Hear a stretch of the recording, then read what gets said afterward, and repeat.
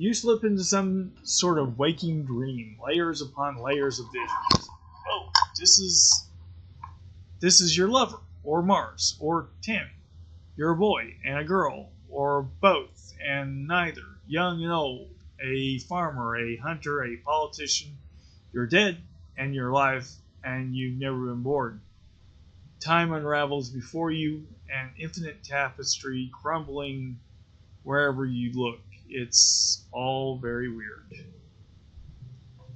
You see the web of possibilities and understanding that time truly is. It's all happening at once, and none of it will ever happen. It's only sheer chance that any one possibility comes into existence. Not any intrinsic truth of the universe, of fate. It's just a glimpse, probably over in a second, but a glimpse of an eternity you can hardly fathom.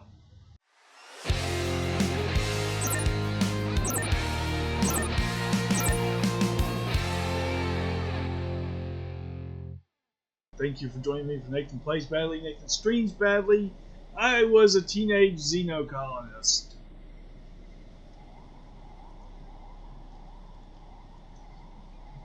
Hopefully we won't have any more problems like we did earlier.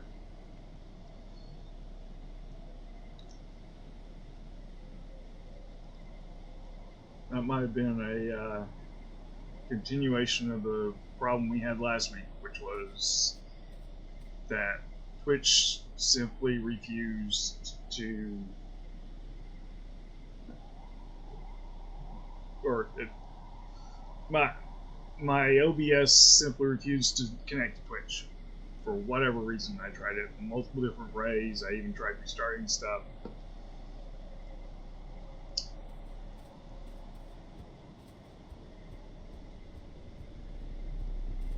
We will.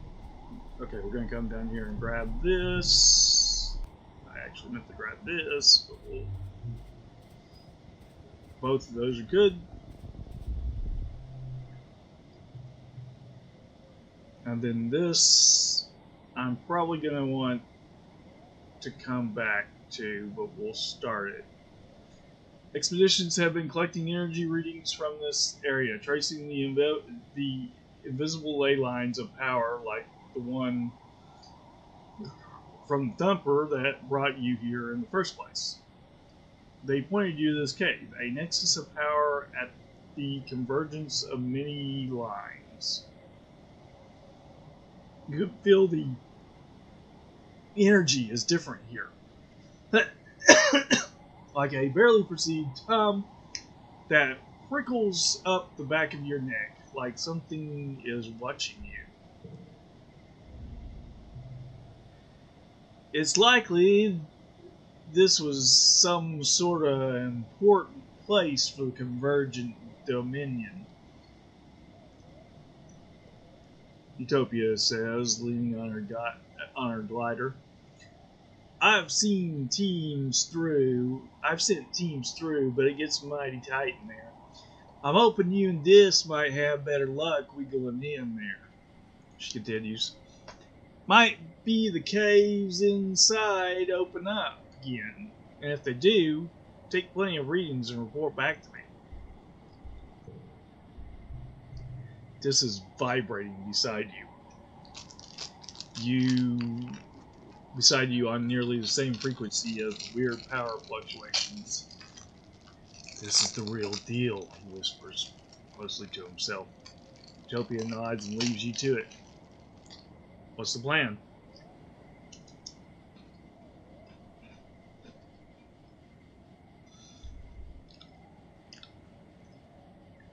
Prep the equipment, enter the cave, leave for now. We don't want to do this. We don't even want to start this stressed out.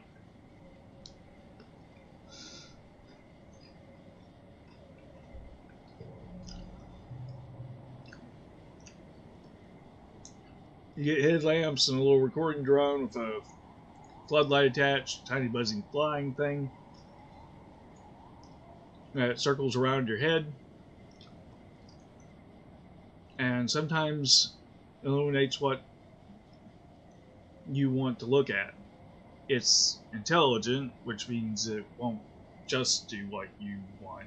Just bats it in the wings.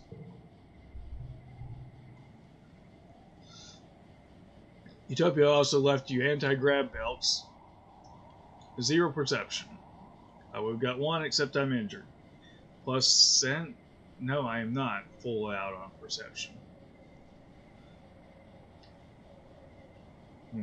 That might be a problem if we can't come back next month.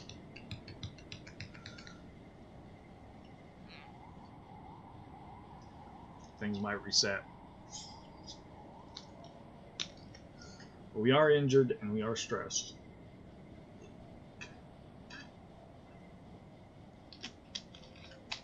Utopia also left you an anti-grav belt, warning to practice extreme caution while spelunking down there. To make you lighter so you can climb more easily and won't hurt yourself as much if you fall.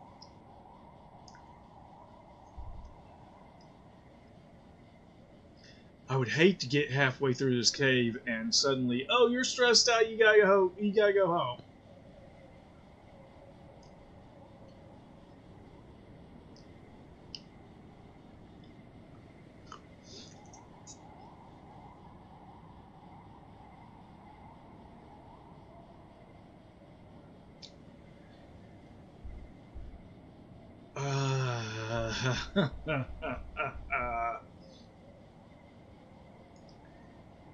But it's not like we're completely stressed out. No, we're gonna leave for now.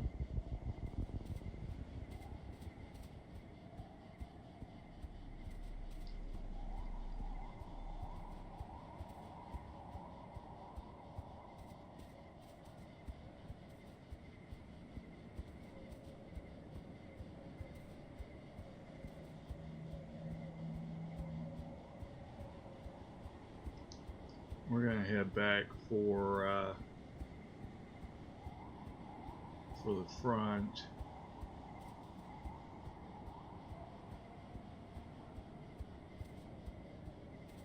Is there one over here that we didn't do? No, we did that one.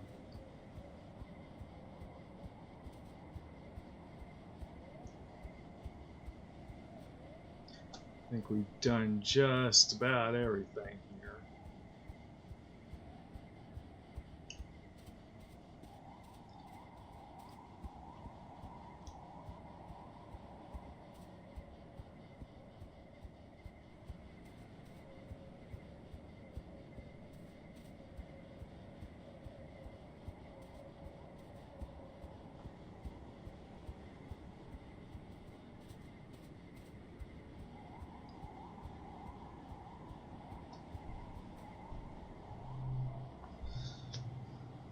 The little gazebo is set up as a waiting area for the automated transports, which tunnel back and forth between here and the colony. A sign reads, "There's a waiting area for the automated transports, which..."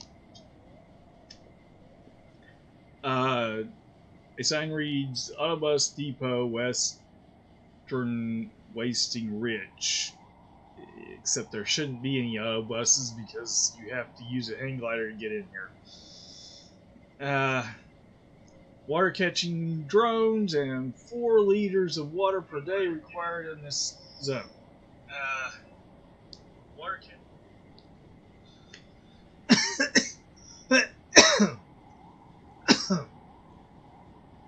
Should you experience dizziness, hallucinations, or loss of time, please report to the location for further study. And we're going to go home. Yes, go home.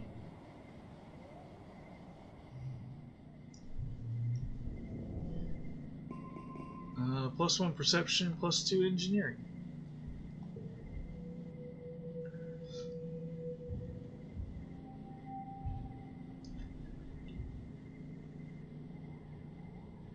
Okay, next month.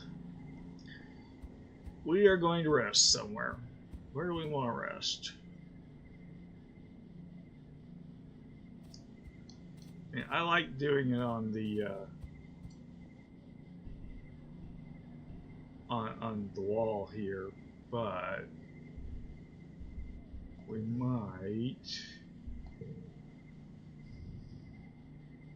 Yeah, this our Viki is only, or Vikri is only level 1. If we go to geoponics and rest in the garden, we can increase his level to level 2.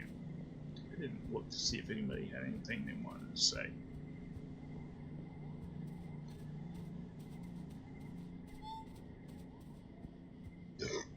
Oh, excuse me.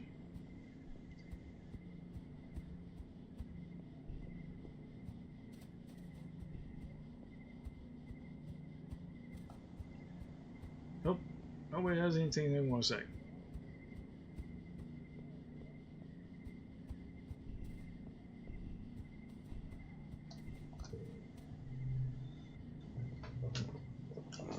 Geoponics is a buzz of activity. Repairs to the dome are underway. The fields are being replanted. The hydroponics from the heliopulse has been installed. I want to relax in the park. Question mark. +1 bond with your pet, Vikri. The garden is full of people from Heliopulse. They move around in clumps of 2 or 3, gasping and all at every new flower. The Helio is much faster than the stratospheric was, so they spend a lot less time in space to get here. Their memories of Earth are much more fresh. Interesting. You haven't given up training Bright Eyes to follow simple commands. They clearly have the ability to understand that you're trying to communicate with them. There's just a huge language barrier. Cal gives you an idea. To try clicker training, getting them to associate verbal commands with actions and rewards, using a clicking noise as positive reinforcement. Might as well give it a shot.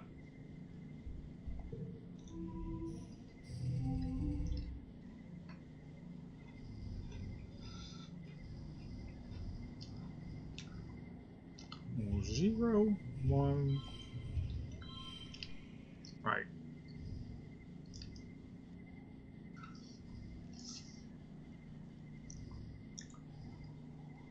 +1 to yellow cards that way. +2 to neighbor cards. Okay, well, let's get rid of that. This isn't going to match the 3s because it's going to get a massive boost.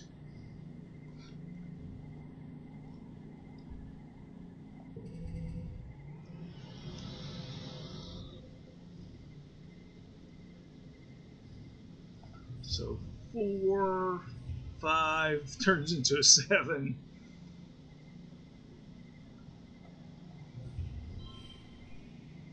Six and 6. Let's get rid of the 4. Let's put this in there. It's not going to be a 7 though. Oh. 34. It gets a 9. Well, how about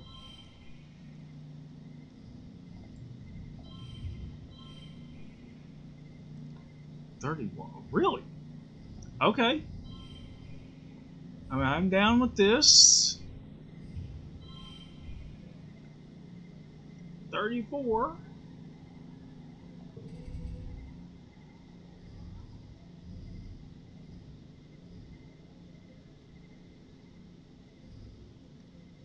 Well, let's start with this 2. This 4 makes a 5.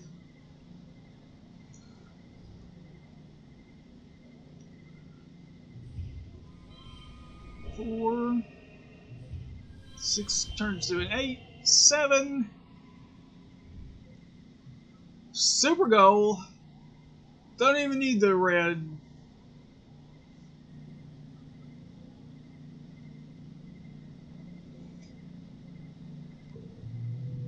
The bonus for reds together. Got +1 to animals. That's a success. You've used the clicker as a shared language. The bright eyes quickly begin to respond to your commands. By the end of the afternoon, you're getting pretty reliable results for both stay and follow. Except for the fact that I do get the upgraded pet. 1 animals for a challenge of like 63, that seems a little low. Especially when we were doing challenges of 20 earlier on in the game, we were getting, 2 to this, 3 to this, stress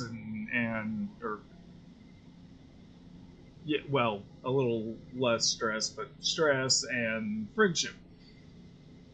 I could have at least got some friendship with Cal. I might have not read that. This is great. And again, I got 0. I could have got another 1 animals, but I got 0 because of my injury. Vickery must be more intelligent than people give them credit for. Maybe Vickery will be the species that evolves into a codependent with humans, like dogs evolve from wolves. You took the month off. I could forget hiding in the crutch. It's 2, but it's unchangeable, which sometimes is a good thing, even with a low number.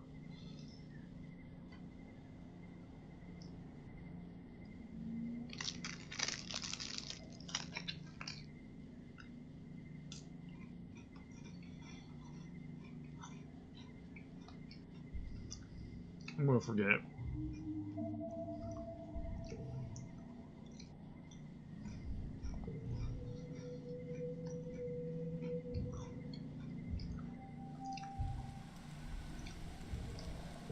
Okay, next month.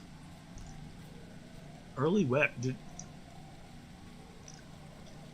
we already have the Vaduma Festival? Yeah, that was like back here, wasn't it? Okay, I didn't have to worry about a month going by. Although things might have reset. I don't really know. I don't remember. It always tells us, but sometimes things can reset. I think they're supposed to reset at the end of the year, but they might reset every month. It's just, that's what I don't know.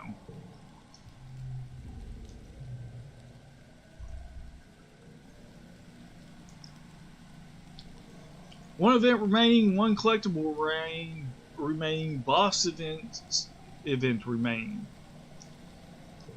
Okay, let's go survey the ridge. Clearly, it's the month, or it's the year when they reset.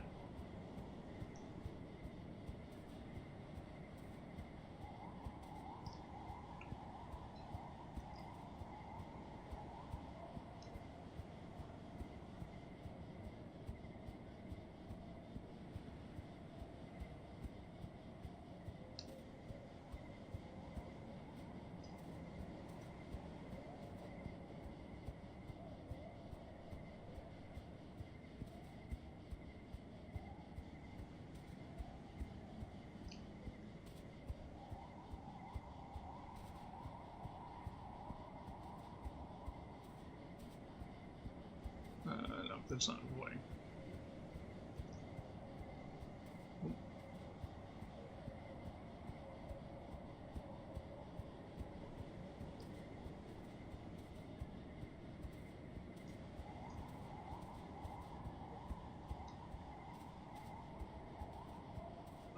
In some spots, I think there is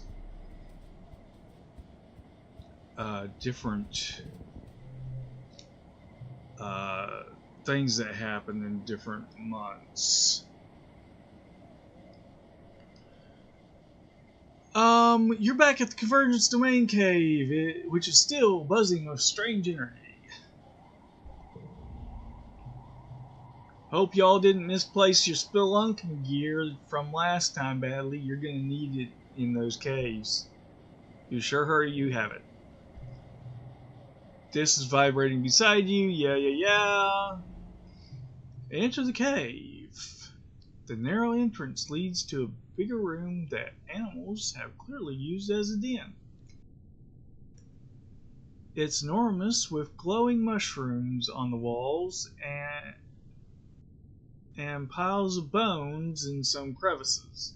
In some places, the walls are made of iridescent convergent domain obsidian, like this was once a great hall millennia ago. You can feel a cool breeze coming from somewhere, but it'll be tricky to find it in the dark. Oh, this is a hard challenge.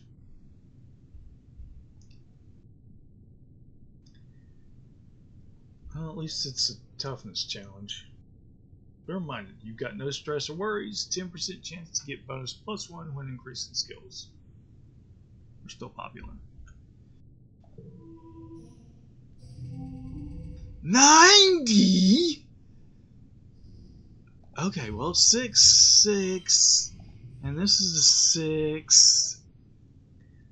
25. Is that the best I could do? Yeah, I think so. I might have to sacrifice the kudos. Well, 4, 4,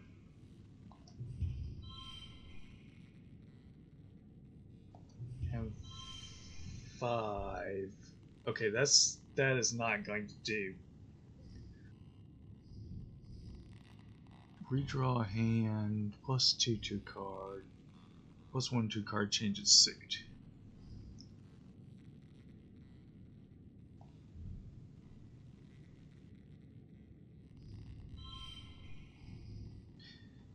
No, it's unchangeable.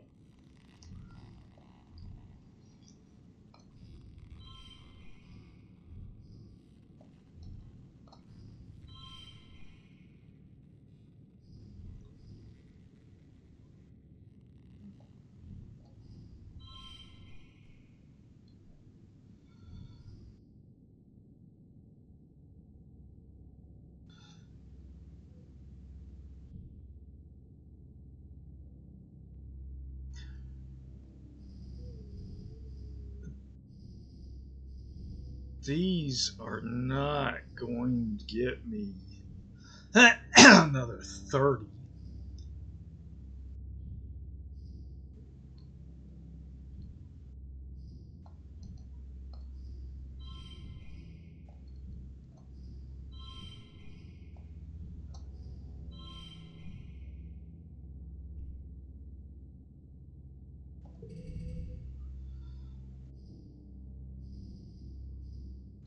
Value is wild. +1 challenges.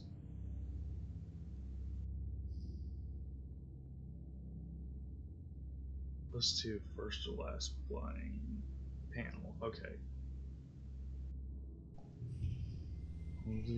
4, 5. These two are wild, so 5 and 4 and 3.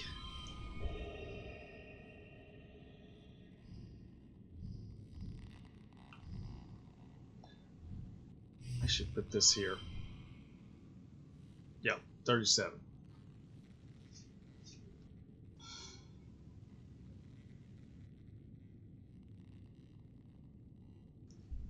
Well, if that's the case, maybe I should put this here.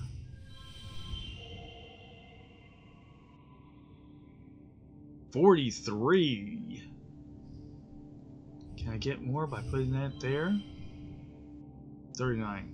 No, actually I can't. Interesting.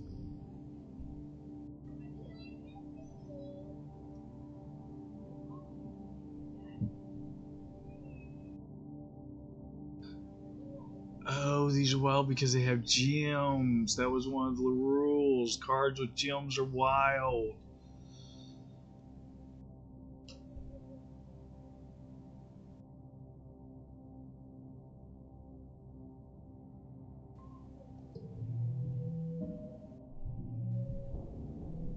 Minus 1 to those, but plus 2 perception. And plus 1 bravery. Find the source of the breeze by tossing some fine sand in the air and watching which way the dust blows. It's a very tight crack.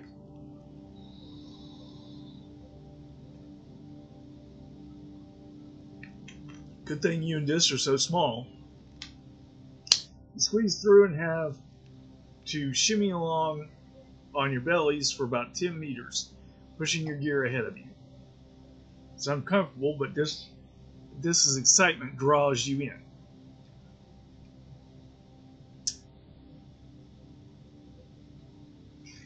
There is a cave in Branson, Missouri, at Silver Dollar City. And it doesn't have a spot where you have to shimmy on your belly, but it does have a spot where you have to crawl on your hands and knees. It is dark in there. They say watch out for bats. And it is extremely scary in there.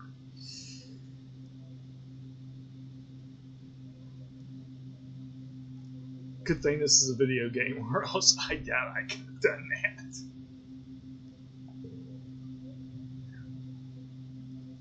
Past the crack, there are a few signs, plus 1 perception. There are a few signs of animals.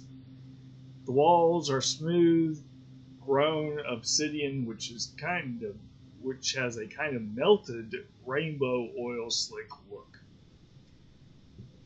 Excuse me. There are deeply carved glyphs on the walls at various intersections, like room designations or street names, you wonder, and other kinds of basins, alcoves, grown into the rock, full of odd protrusions, all ancient and worn and inexplicable now.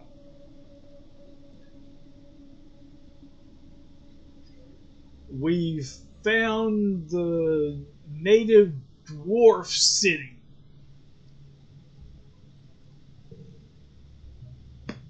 It feels homey.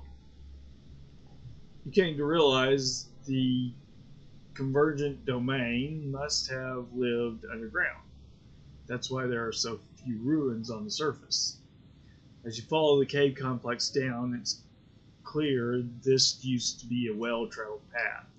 The corridors branching off to other places are now blocked off, as if a big earthquake had rattled this whole area. Only this one main path is still clear. It's too convenient to be a coincidence. The floor of the cave slopes downward like a slide, and it's quite slippery. You slip, pay attention to your footing. -8 stress. Okay, that's not bad. But that's the only stress we've gotten. Might have been able to have done it the last time we were here. You follow the cave system down, down, down, all the way to what must be the bottom of the cliffs. You have to climb down a 3-story wall in the last section and are grateful to your anti-grav belt for making it easier. You're still tired though. You can see dim light below. Daylight? You emerge into a hidden valley, totally surrounded by tall cliffs. Did you just come down all that way? You're surrounded by the ruins of the Convergent Domain.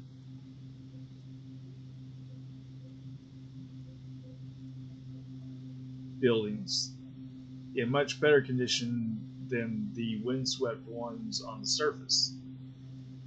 It's pretty still here and as quiet as space itself. Oh, it's perfectly still here and as quiet as space itself. What was this? Dis whispers reverently. Some sort of converger facility? And it feels so familiar. You remember this place from your dreams and feel a throbbing sense of importance that is a bit unnerving. Something momentous happened to you here, or will happen to you someday. You poke around a little, then call Utopia and give her your coordinates.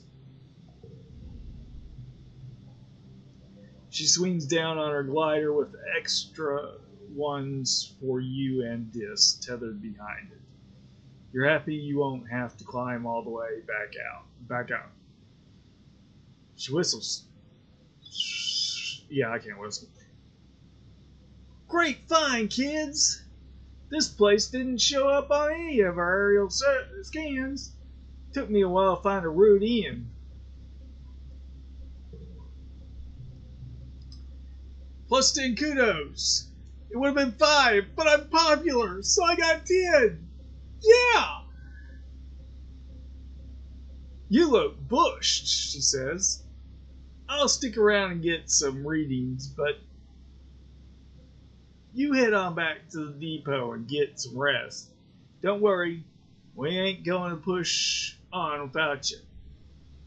I can keep exploring. I am still happy, but I didn't see that missed event or that missed collectible, so I don't want to run all that way back to the beginning, so I'm going to go home.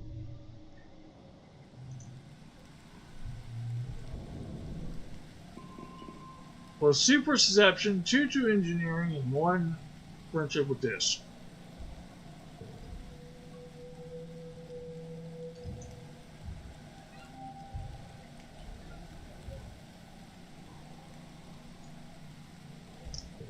Okay.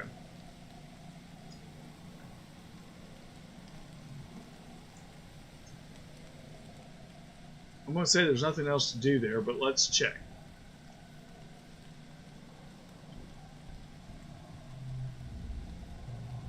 So survey the ridge. Yeah, 0 events remain. That was the remaining event. New boss events spawned. Plus 1 collectibles ring.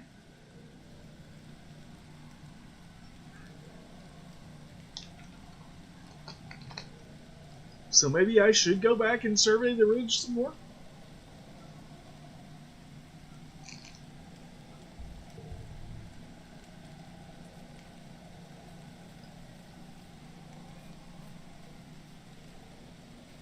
Maybe I should have kept exploring last month. Tangent. Tane looks as if she hasn't shed a tear since the day she was born. The engineering wing escaped the attack relatively unscathed. Oh, the engineering wing escaped the attack relatively unscathed, she says. We still have power and shelter, but more importantly, we have our knowledge. She nods resolutely. If anything can get us out of this dire situation, it'll be technology. I wonder if you would like... I only have 2 of these? How do I only have 2 of these?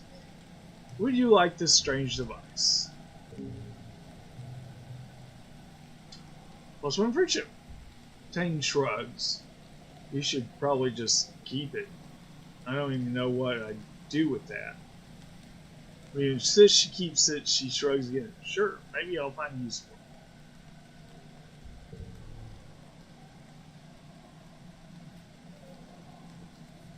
I was hoping it would prompt something. We've got 84 kudos. There's probably new stuff to buy in the store. We did get our, yeah, here's our upgraded pet card. 1 skill on challenge win and +3 bonus to strengths.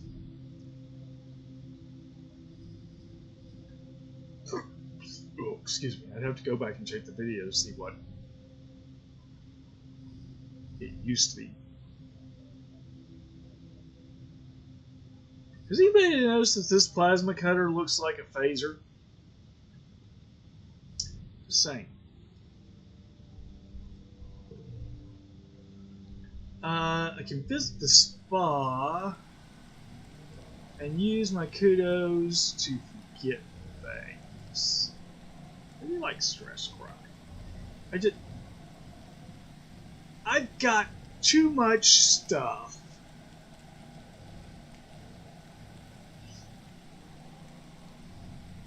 That pops up when things are drawn. What is this? Up to the highest height. Huh. I have too much stuff that when things are drawn are just 0. If I have, or low numbers, if I have a 90 challenge, I don't need to use 10 collectible cards to pump myself up to reach it. But also, all these low numbers have things they do. Like this one. If it's in the first or last, it's not a 2, it's a 4.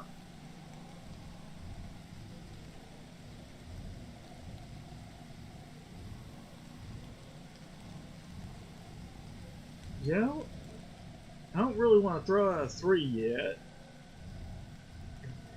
This one, Beautiful Vista, it's a 2.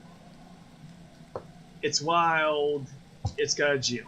Same thing with this one. It's a 0. It's wild. It's got a gem. If it's a red challenge, then any of these are good. All of these are going to get +1.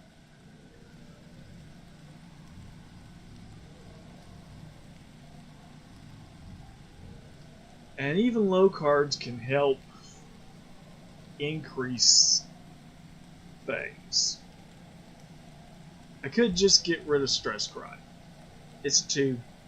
It doesn't do anything.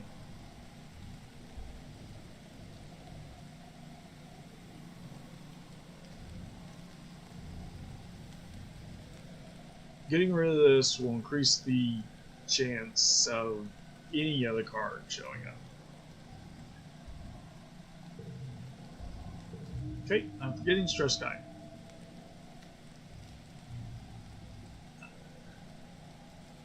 Calm temperament might also be an idea.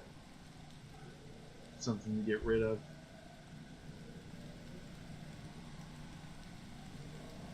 But I don't have the money now, or the kudos now, and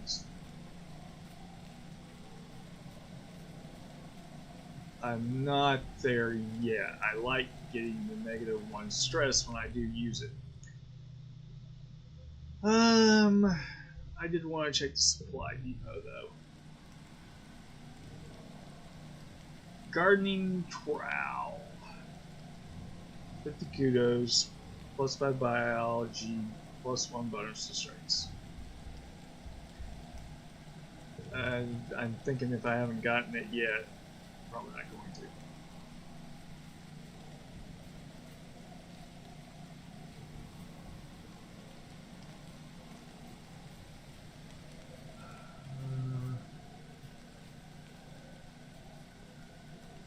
Alright.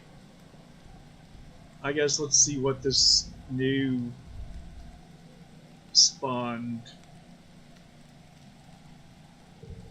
event is before, we get the glow and everything resets. which I don't think that boss event would reset. I mean, obviously, you know, climbing through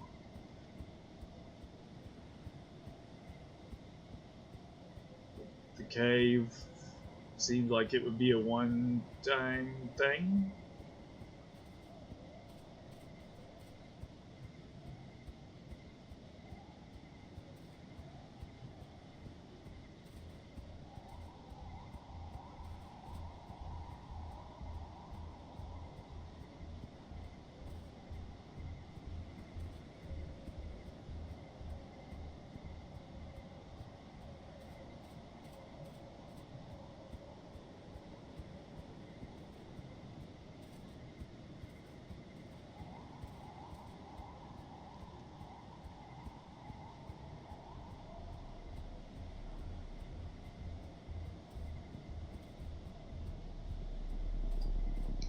There's the collectible we haven't found yet.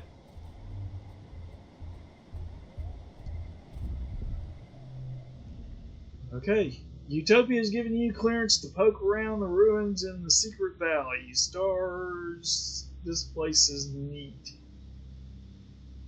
Just think so too. At least we don't have to climb back down again, he mutters.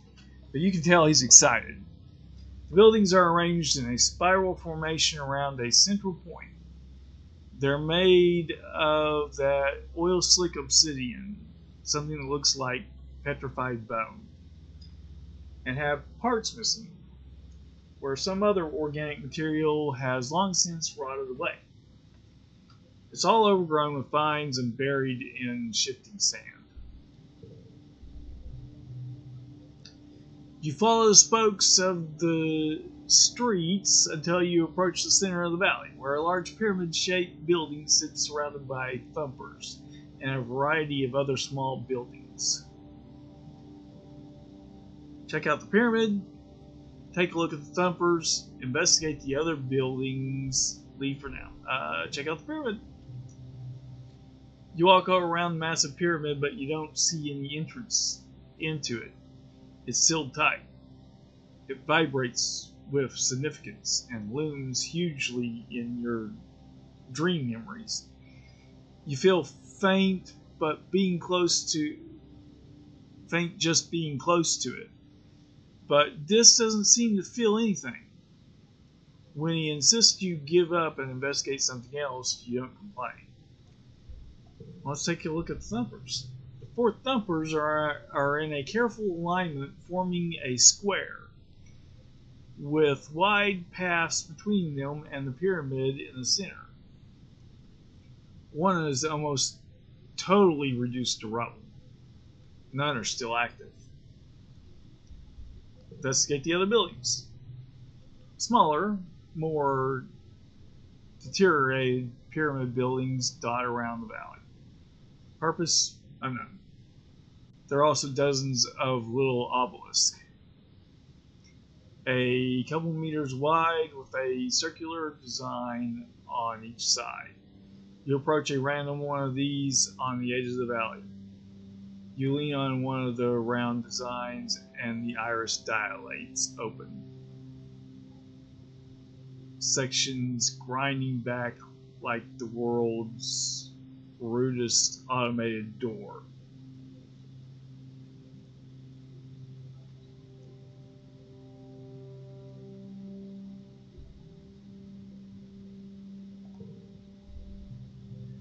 Now you're looking through a large round door into a small, featureless room.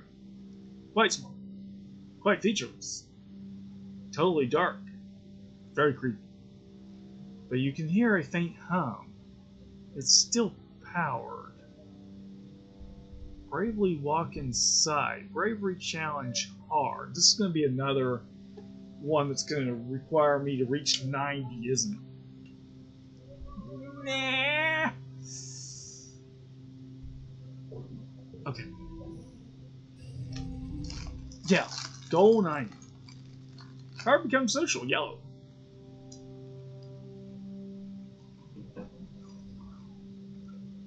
Let's do the cards with gems. I don't have any gems.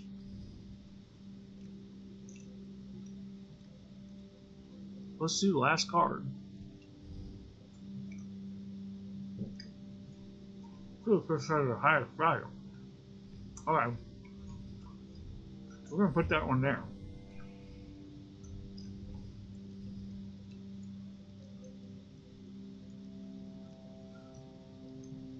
I don't have any cards with gems. There. Actually, would it be better if maybe I put this there?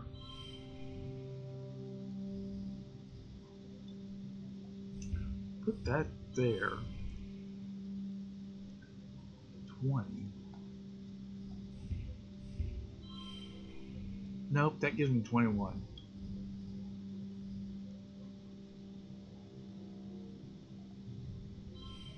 Let's do the last card. 23. I believe that's a good thing right there. Only one card with gems, plus two cards with gems. So this becomes an 8.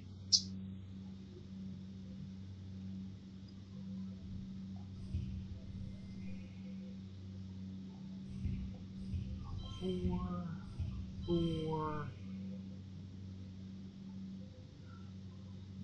So do we go with 5 or do we go with Cal's strength? Another 4.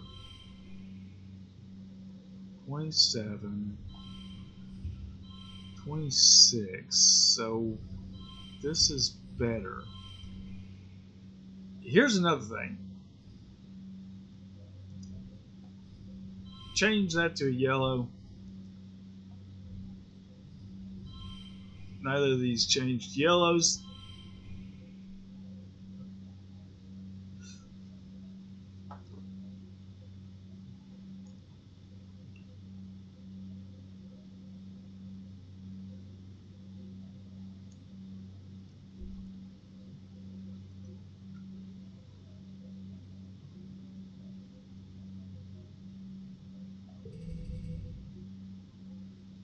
Okay.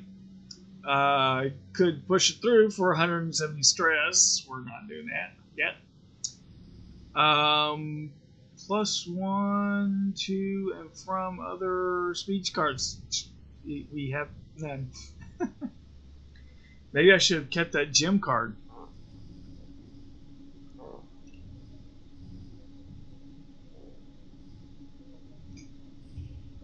We're going to do that.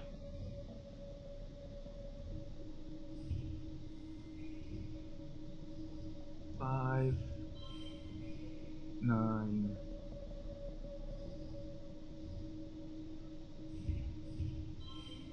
5, 7.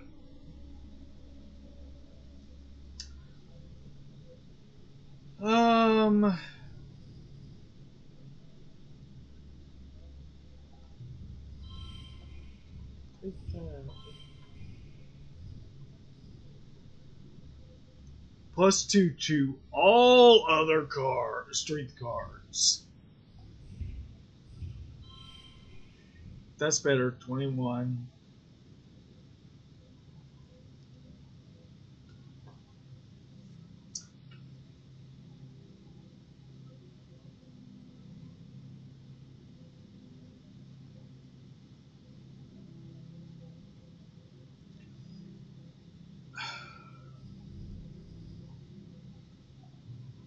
Alright, I am going to make all of these yellow.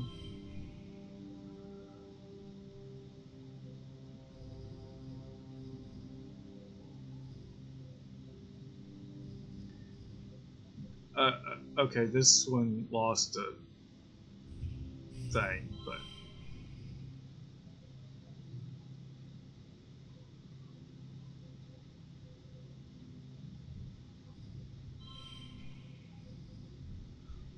you know what? I'm just going to take the win. +1 bravery.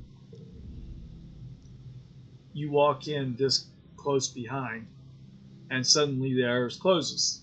The floor lurches, and you're moving down an elevator.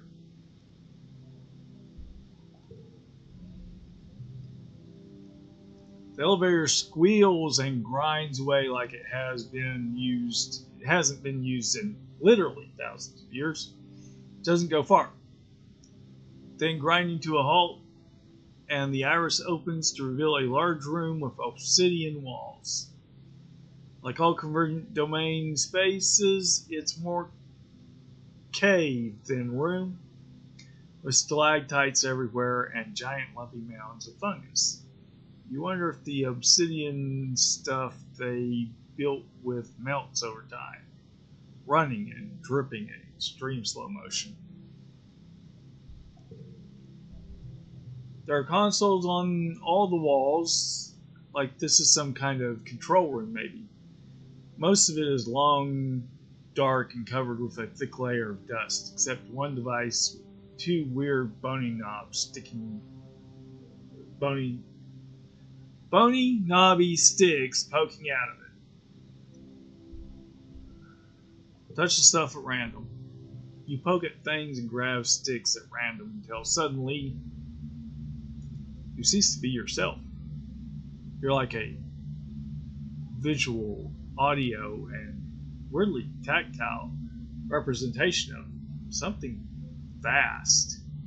You have a feeling of being in a large and complex space. No, like you are the space. A digital space, like a computer system. As if you were sucked inside a 3D representation of the HoloNet. And you could see files and processes. Whole worlds of data. But in alien formats that speak to you. More in sensation than logic. You let go of the stick and the console room comes back. You grab them again and understanding fills your head. It feels not all that different from your bouts of deja vu, remembering, like of memories being inserted into your mind, and you suddenly just know how to use this interface. You just think where you want to go or what you want to know, and away you go. Plus one in engineering. The word array comes to mind. A network of computers hosting millions of data nodes. Information on every part of the planet, from weather soil conditions to individual creatures. From weather to soil conditions to individual creatures. Not just computers, but entities that feel intelligent and also digital. Artificial consciences like your ship's AI congruence. They're processing all that data and triggering subroutines to make minute changes on the planet's surface. Then a booming voice enters your brain and obliterates all else, speaking more in abstract, though the words, but loud. What are you doing in Wormhole Observatory Array Console 5? You nosy little creature! Then an explosion in your head and you're thrown backwards and out of the array. There must have also been an explosion in your hands, which are now singed. The console is brown. It is brown out and dead.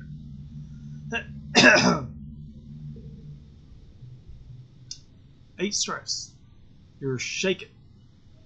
Something did not like you poking around in there. Whether the array, and whatever the array is, whether lives... Let's try that again. And whatever the array is, whatever lives in it has been watching you. Possibly even since you landed.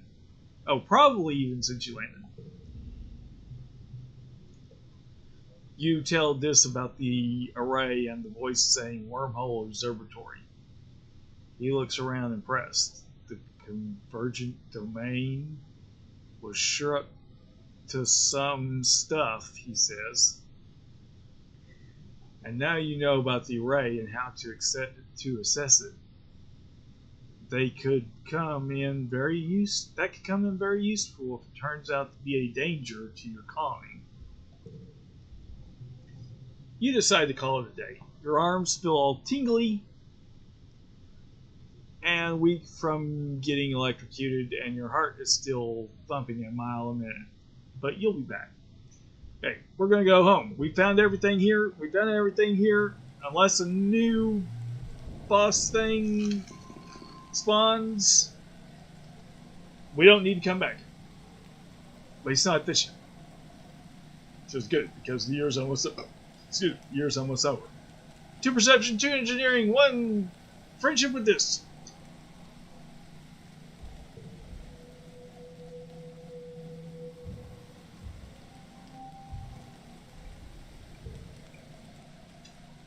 Late wet.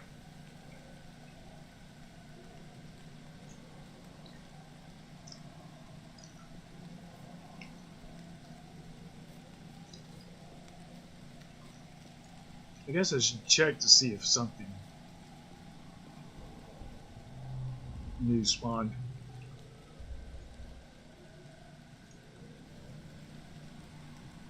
Does say a new boss event spawned.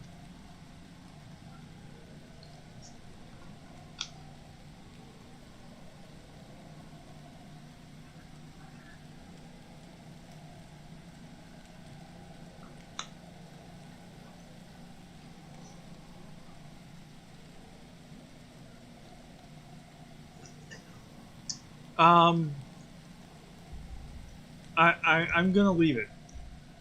Next year, if I have to run through the boss events, I can do that in a couple of months.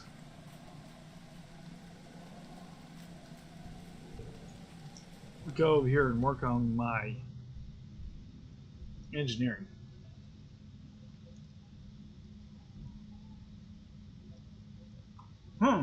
This gives me friendship with Nominon.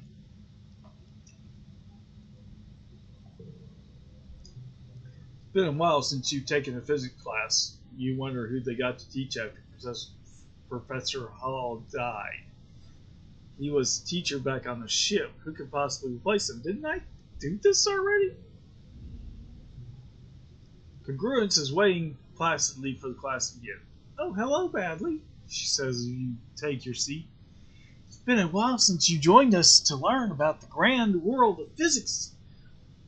Don't be surprised, I'm teaching this class now in Professor Hall's absence. Maybe it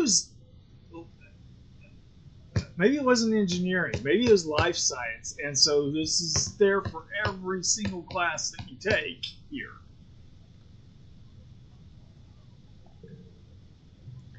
Today, Congruence teaches you about machine learning and the development of artificial intelligence. Congruence has been a part of your life for as long as you can remember. It's hard to imagine a time when people didn't have access to such a powerful, all-knowing intelligence. How did people used to learn anything?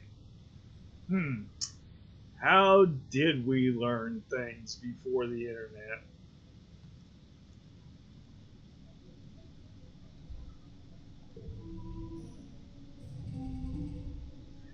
Called school, people.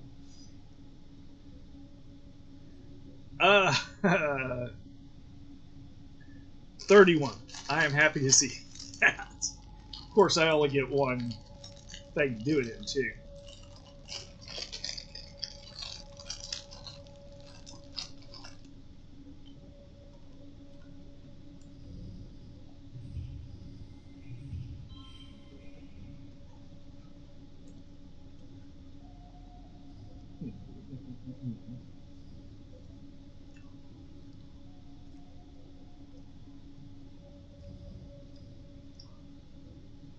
I can do this. I'll give this one +1.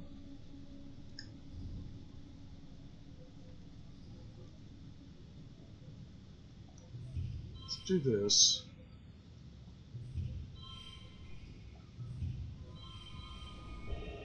That was exact. I will take the win.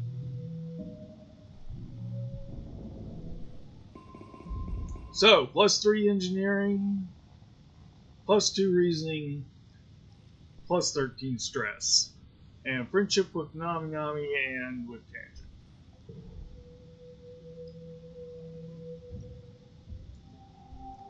Glow.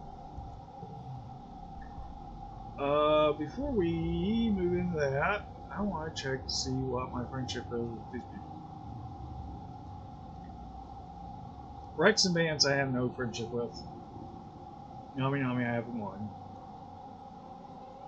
I've been a badly I haven't interacted with the Helios kids.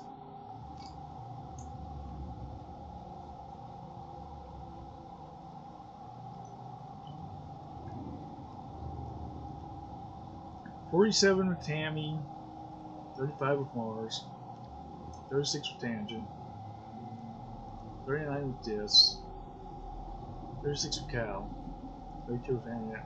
Interesting. Oh, I thought I had more with Dis.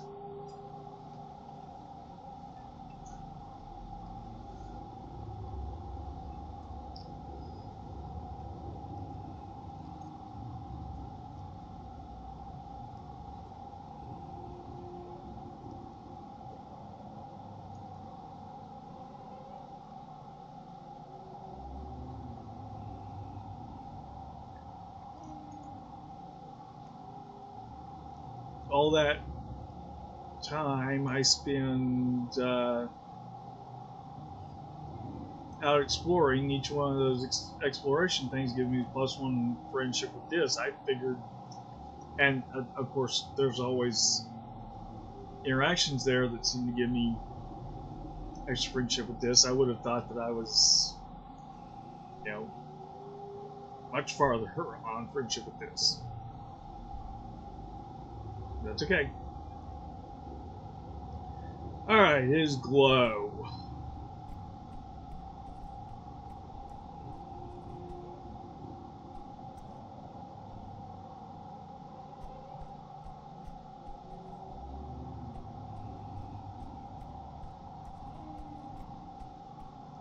I think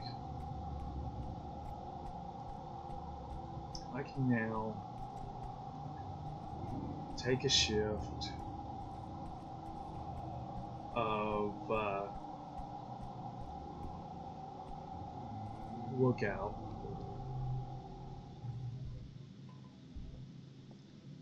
duty. So I think I'm going to do that. +3 perception, +1 animals. That should, I hope. Yeah, that should get us. No, that not quite. It'll get us close to being full on perception.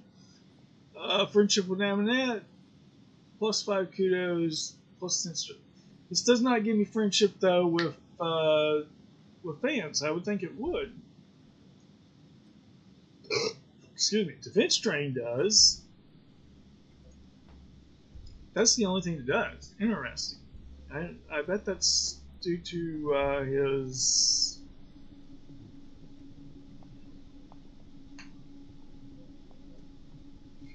military snobbiness.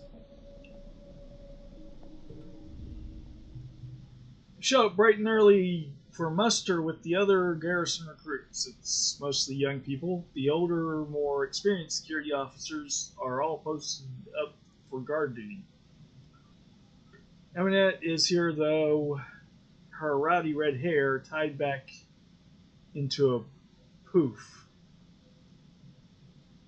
She shoots you a little grin as she follows in formation beside you. You shift from foot to foot awkwardly, not sure where to put your hands. Eminette nudges you with her elbow and gestures that you should stand like her. With your hands clasped loosely behind your back, you manage that just as Security Chief Rhett comes to speak to the recruits. Morning, recruits, calls, his voice cutting through the still morning air. Pauses, looking at the assembled band of motley youth, taps his ear.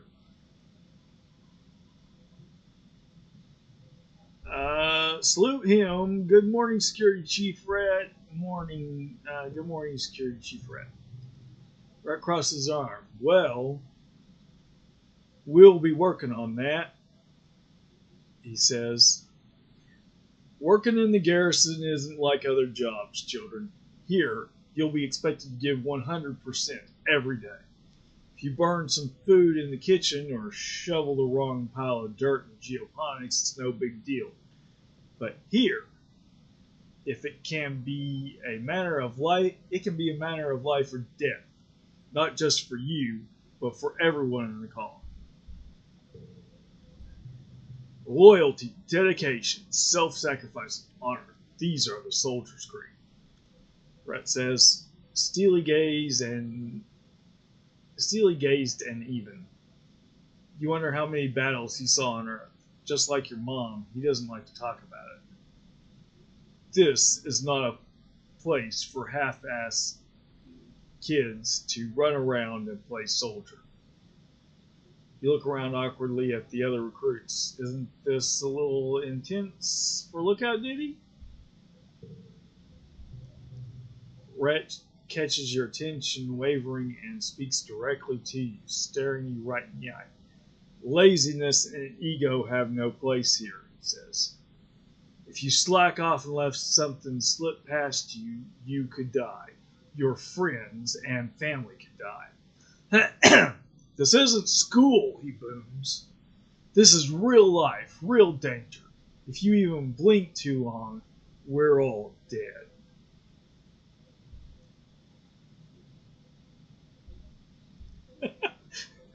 No blink challenge, seriously. But I think that's the best way to go. +5 loyalty. It hurts your eyeballs, but you stare Rhett down until he actually laughs. Well, he cracks a smile anyways, and he looks away first. Win! That's the spirit, Badly, he says, clasping you on the shoulder. I don't mean to scare you kids, he addresses the rest of the group, but I really do need you to know that this isn't a fun little game. You can't sneak your little friends into the watchtower. You can't work on your homework. You can't catch up on your sleep. Even though lookout duty seems like an easy job for kids to do to keep busy, it's very important. I need you to take it seriously, like Badly here.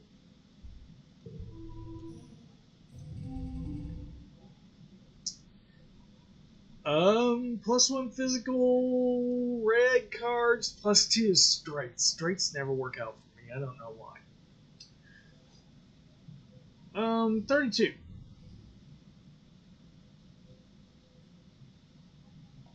Well, let's start with this one. I don't have any with geomes. +2 the last card. I hate to lose the kudos.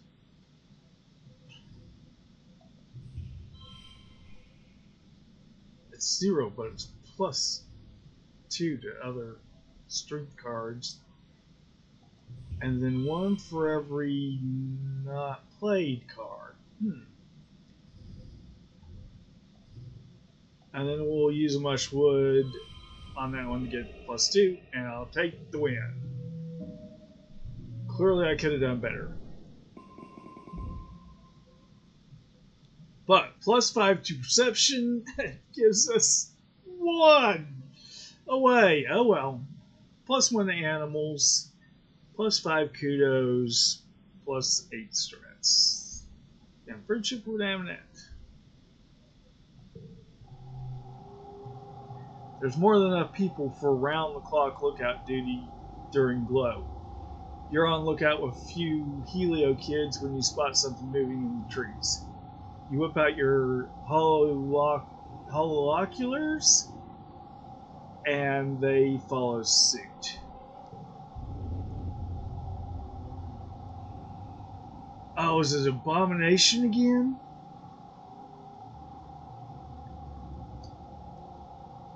Or faceless. It's not another faceless, at least. You spot a few lesser beasts coming out of the tree line. There's too many to count, of all different sizes, but not that distinctive shambling shell house. Okay, if there's not a faceless coming at us, why did you put a faceless on the screen? Sound the alarm. +1 colony defense. You watch from the lookout tower while the colony defense force jumps into action like a well-programmed bot. The Helio lookouts, all more highly trained than you, suggest you go hide in the lounge with the other kids. There's more than enough soldiers, so they probably won't need you. You don't know what you're doing anyways. You spot Vance mustering the other guards. Rush to the front lines. Heroic. Muster with the rest of the defense force at the gates, grabbing a pair of stun gloves and a baton on the way. Rhett and Loom are arguing about what tactics to employ. Loom keeps trying to rally the soldiers with a hardying speech about giving it everything they got, all the drones, all the explosives, and Rhett keeps cutting in. We don't need to take any big risks, Rhett insists. It's a smaller attack, and we have more than enough plasma rifles and turrets. We should save our other resources for when we do need them. Why do things halfway? Lamb exclaims. We need to get in there and kick their butts back to the goo they came from. We need to show people that we have everything under control. For morale. Rhett tries one more time to wrestle control the forces back from Loom, but Loom cuts him off. Fire the explosive rounds, yours. Aim the arm the charges. Shells scream through the permanent night, followed by explosions you feel vibrate up through your boots. The Helios are unfazed, but you and the other Strato guards exchange nervous looks. You hear yelling and then another boom as the secondary explosive detonation. The baying of bloodthirsty animals reaches your ears. Then Loom holds his finger to his earspeak. Great work. Just the stragglers incoming. Open the gates. +1 the physical cards. 47 gold, not too bad. 1 slot card becomes valued. Shoot.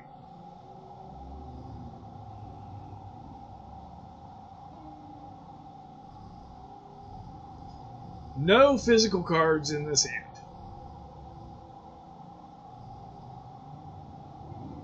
Well, we got a 9. Oh, nope. Whatever goes in there becomes a 2.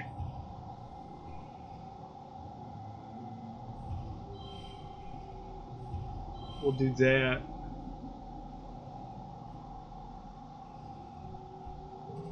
Next round. 9.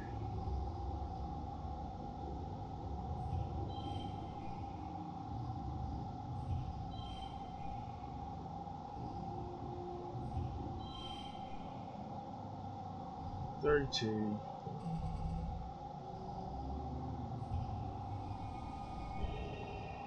I guess I'll put that in. That's 2.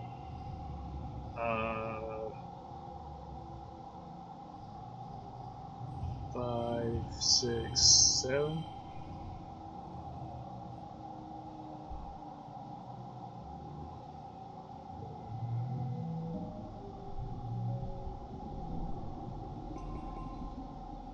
-1 stress, +3 combat. And 10 kudos. You face off against a lesser Xeno, some kind of Van's seismic thing about half dead and limping doggedly through the gates.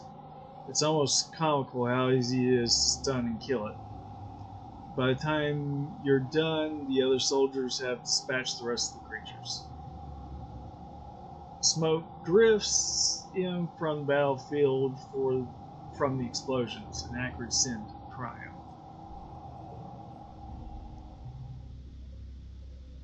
After the attack, Lum gathers everyone in the lounge and holds a big celebration for the soldiers. There's feasting and drinking and songs of valor, and as the party goes on, long into the night, some drift away and perish, or more.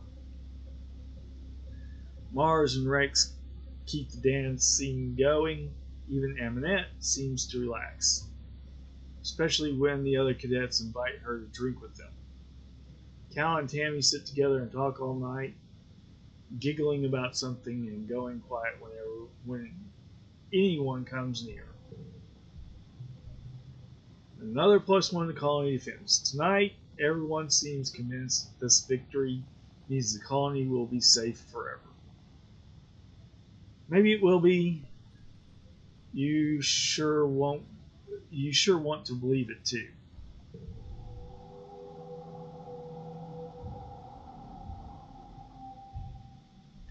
Early quiet.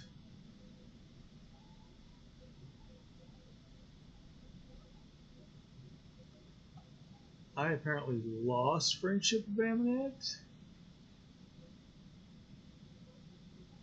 Of course, I gained friendship with Nami Nami. I gained friendship with Tammy. I gained friendship with Tangent, Cal, and Dis.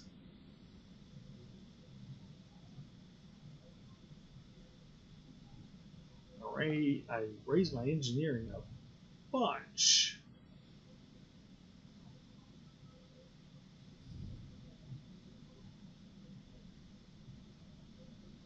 I lost 37 kudos. 20 loyalty. I'm guessing this is I have 37 kudos less than what I did last year at this time. Which doesn't really tell a lot.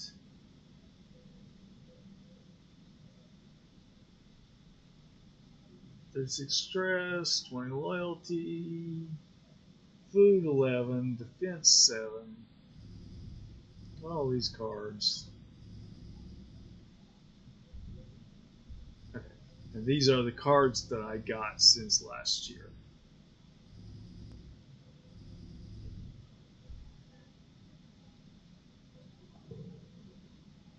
Okay.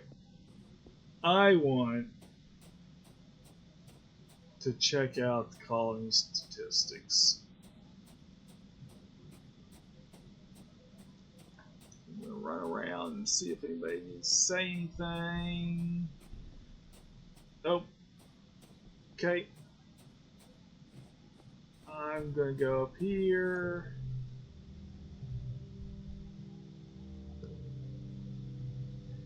Colony food supply 80% good. Colony security rating 70% yellow. Okay. We know all of this.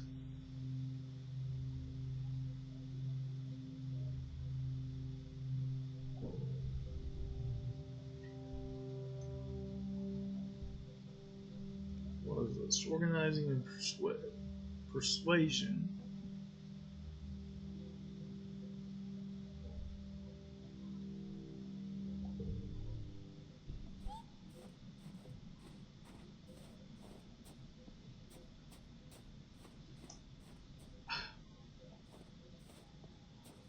I think I'm going to take another thing of lookout duty. There might be other ways to increase perception.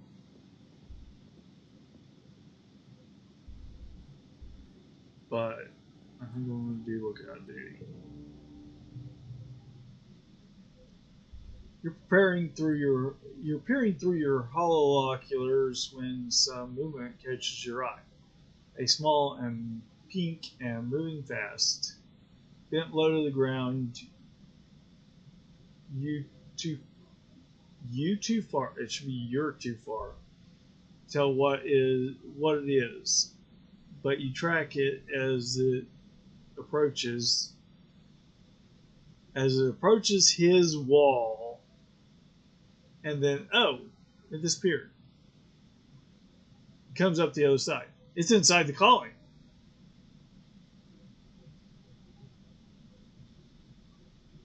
Your pet Valkyrie senses your concern, takes off towards the intruder, chattering noisily. Tell someone or follow the Valkyrie. Well, tell someone is what we're probably supposed to do.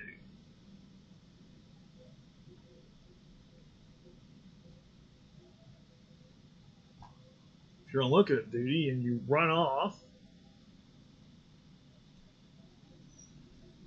that's abandoning your post. But I suspect lookout duty is pretty much busy work when it's not glow.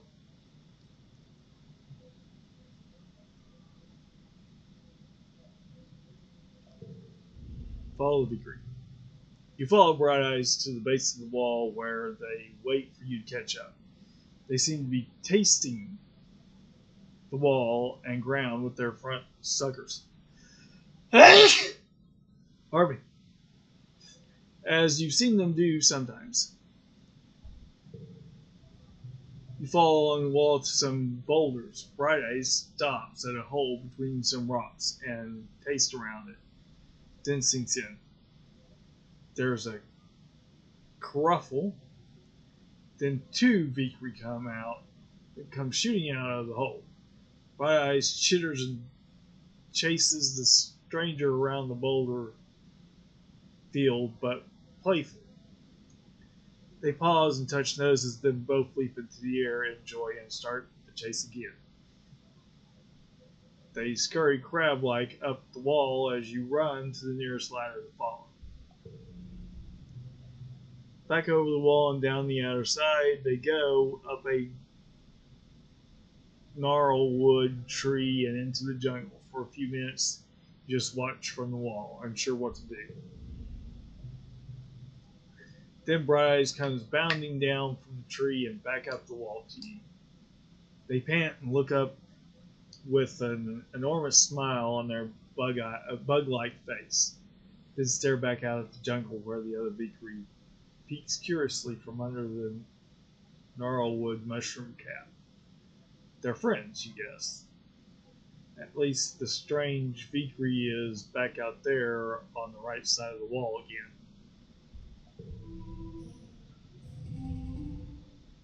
Plus one of the physical red cards, that's not going to help because anything past this card, random card locked on the slot. Anything past this card is blue. So we're going to put that there.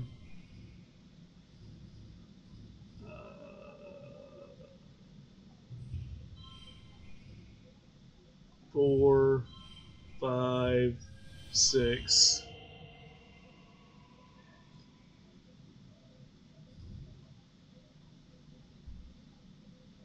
I got the super goal. 3 stars.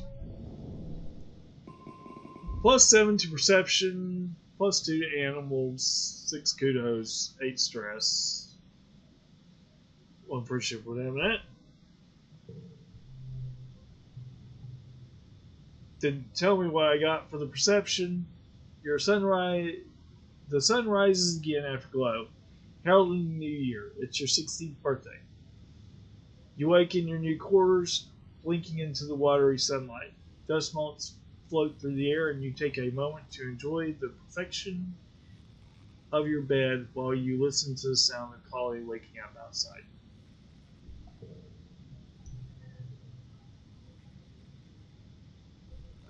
Someone knocking on the door. Oh. So much has happened in 1 year. Just a few short months ago, you thought your life was over. Now it's better than ever. There's plenty of food, and the colony is safe. You even have your own bedroom. You're considering snoring until your dad wakes up when you receive when your reverie is interrupted by someone knocking on the door.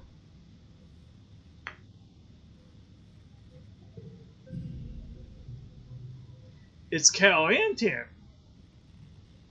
Gained cake, most in stress. They try to enter a room at the same time and get stuck in the door frame and laugh. Cal does a courtly bow like Tammy's a princess, and she enters first, carrying a cake. Happy birthday, Tammy exclaims. Cal comes in and stands right behind her, his hands on her back. Wait, are you two dating? Ew, are you two dating now? Wait, you two are dating? Tammy turns red and twirls a lock of hair behind her ear, and Cal steps up proudly. We sure are, he says. He looks at Tammy and gives him a frustrated, happy smile. Since the last attack, actually, she actually asked me out, he adds. She's way more brave than me. Your dad wakes up shortly after that, and you order up your traditional birthday breakfast feast. He gives you a big squeezy hug and tells you he's proud of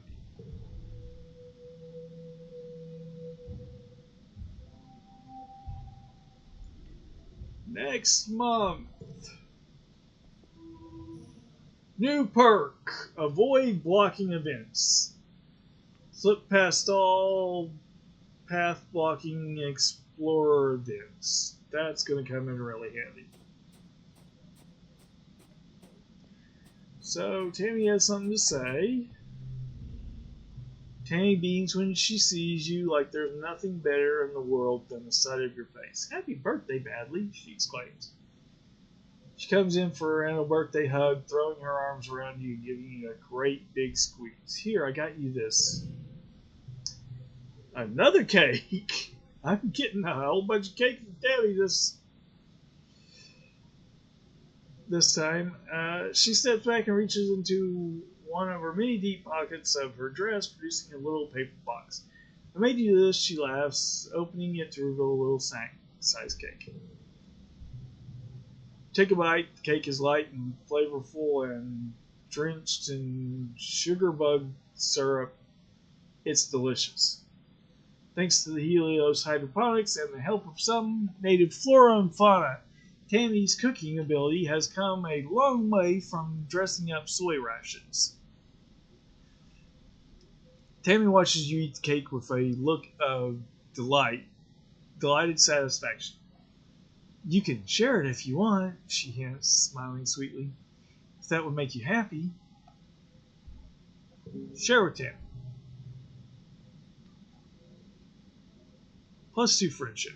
Tammy laughs. I'm just kidding. I made my own silly ditty, she says, pulling out a second box. Let's eat them together. So, if I have 2 of these cakes, I actually have 3. I can give one to her and one to Cal. That would work really good. Tammy is working on blocking out a colorful baby quilt. She looks up as you approach. Do you like it? She asks. The colors are supposed to represent the 5 seasons of Retirement. She looks back down at it and sighs. Someone will be allowed to have a baby soon, she says sadly. Cal? It seems like somebody wants a baby. Here, I got you a present. Cake. Okay. +1 friendship with Tammy. Tammy claps excitedly. Yummy! I'll have to save some for Cal, too, she says. He really, really likes cake, and, well, anything you can eat, really. Oh, don't worry, I got one for him, too. Enlightened. You've been enlightened by mastering a skill. +1 to all mental skills increase for 3 months. Interesting. Rook, you're still pumped from the last attack. +1 to all physical skills increase for 3 months. Interesting though. Maxing out my perception because it's a skill and all skills are gained from mental, I guess. It increases the mental. I would think they would increase the physical, but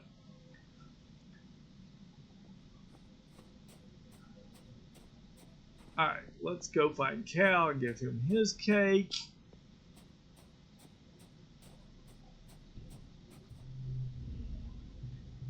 You look high and low for Cal, but you can't find him anywhere.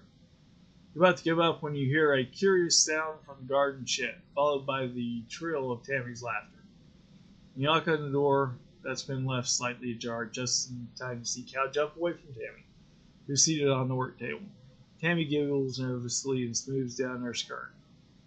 Cal rubs the back of his neck. Hey, Badly, he stammers. I was just showing Tammy this. He picks up one of the gardening tools and brandishes it at you. Tammy goes red and tugs her ear. Humming. Tugging her ear, humming. I found something you might like. +2 friendship with Cal. +2 friendship with Cal. I got +2 twice. Okay. -5 stress. Cal's eyes go wide. Whoa, Badly. This is my favorite thing on the whole planet. He makes grabby hands at the cake and takes a big huff of the pleasant sugary smell as his eyes slip closed in sheer pleasure. Wow, Badly, he breathes. You are really the best of the best. Here, you have a piece too. Let the icing melt in your mouth and let all your worries melt away with it. And now he has something to say. He spotted Cal heading towards the barn at the far end of the farms. Hiya, Badly, he waves. What's going on?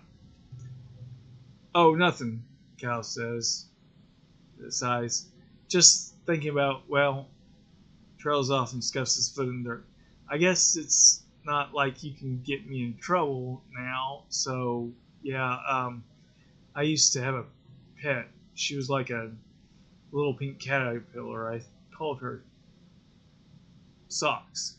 She lived in a trunk up in the storage barn. Nobody knew. I knew. Didn't I know?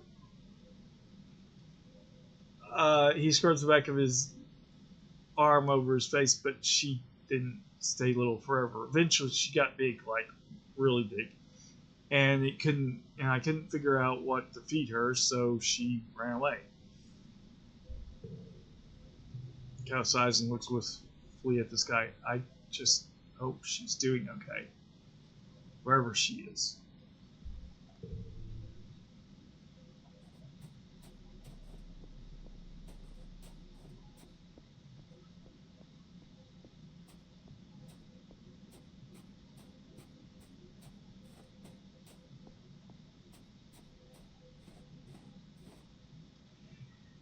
A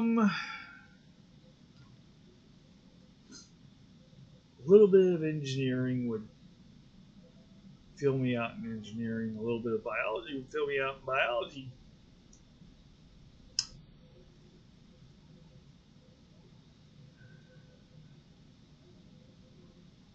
A little bit of animals would fill me out in animals.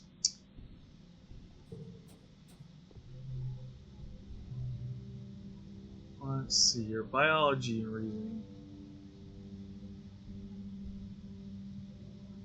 Engineering and reasoning.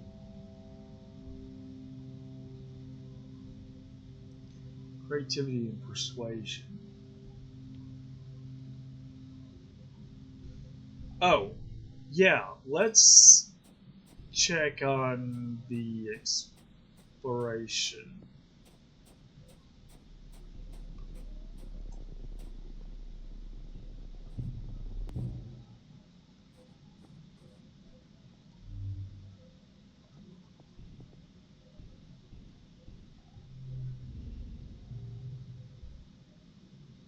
4 nearby. Planes, all events are respawned. Forging Valley, all events respawn. All events are respawned.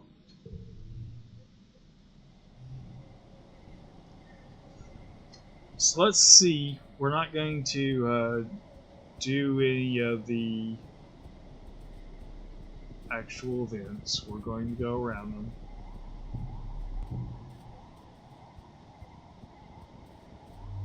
We might come back and do the events after we check and see what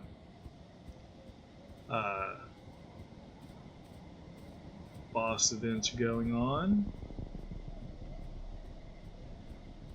This is what full perception does.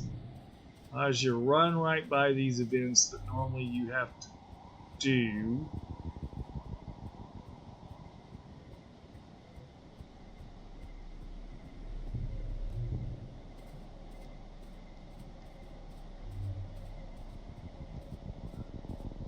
To proceed.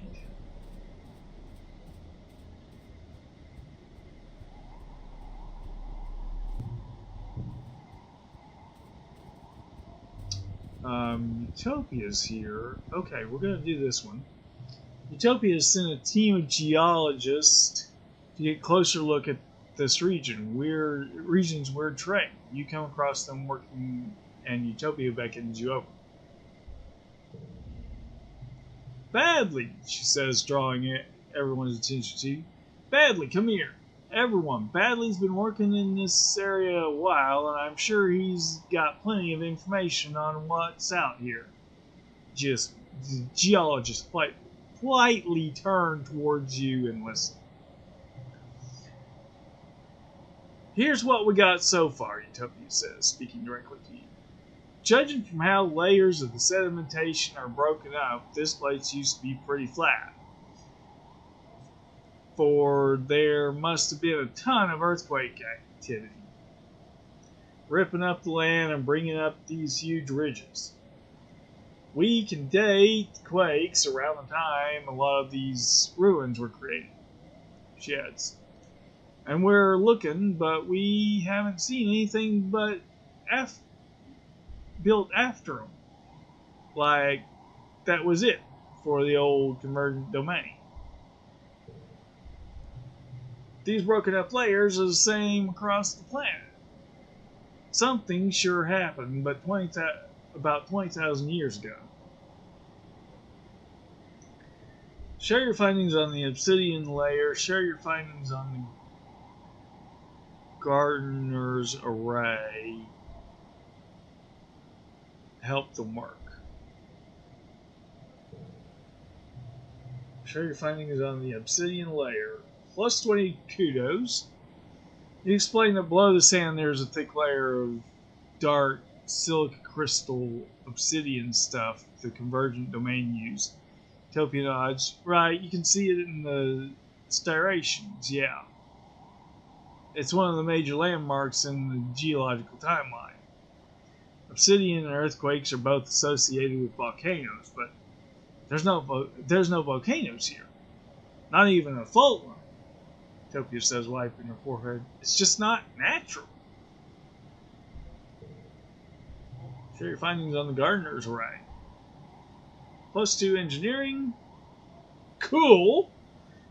And plus 20 kudos. The what now? Utopia asks. I ain't never heard of that, she says, and the geologist exchange similar looks. He explained the convergent domain had this huge computer network, and some of it is still running. It was used to study and maintain the planet. It might even be dangerous. Utopia doesn't look convinced. I'm not one to throw out a theory, but that's pretty far-fetched, Badly. All we've seen are ruins. She squats and thinks it over. Well, if that's true, maybe something went wrong with the array. It overloaded all the solar crystals. That level of cataclysm disaster is cataclysmic disaster is the sort of thing that might end civilization. Help them work. Plus 2 to engineering. Okay. You set up a drone hive to measure the sediment layers along the cliffside. I learned a few things about rock. So, extra card draw perk. Draw an extra card at the start of a challenge. Effect stacks. Okay, that's good. That's what organizing does too, right? Yeah. Organizing 2. And bravery 1.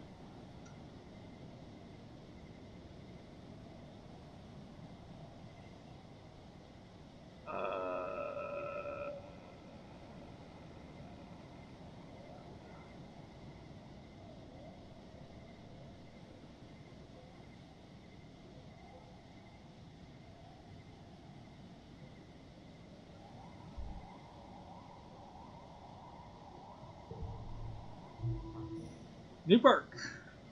Extra card draw. Draw an extra card at the start of the challenge.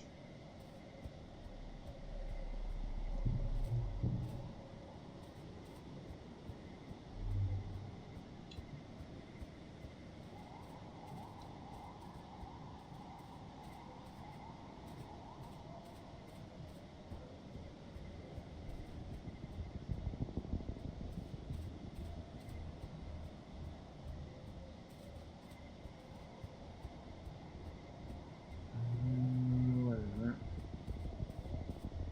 Well, there's a event up there, but there's not a collectible. All we want to do is grab collectibles and do the boss event. I think I know what that event is, and I don't want to do that one again. Not that it's a bad event, it's just not one that I... None of them were really ones that I just have to do. I do want to do these where people got something to talk. This is an entirely different person when he's outside the colony walls. Without people constantly trying to correct his social behavior, it's like he's blossomed into someone who's actually confident. The more time you spend with him out here, the more glimpses you catch of the real Dis. But you can't do this, he says, jumping off a huge boulder and doing a cool roll at the end. Wait, no. Bet you can't do it with your eyes closed. I can. You and Dis cavort around, daring each other to do more and more dangerous things. Dis isn't scared of anything.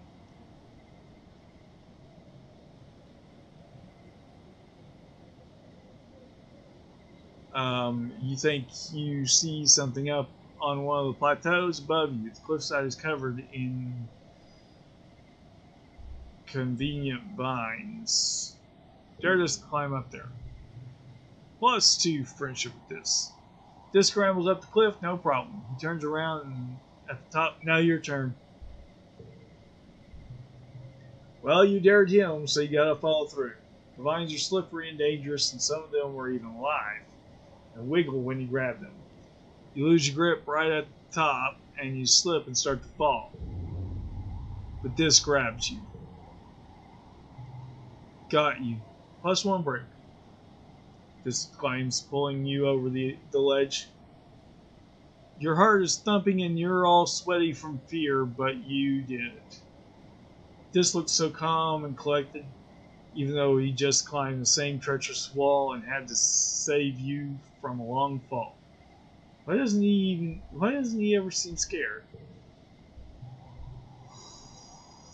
The plateau is empty, but it provides a great view to look out over the westling ridges. You and Dis take a break and watch the shadows creep across the dusty, craggy landscape.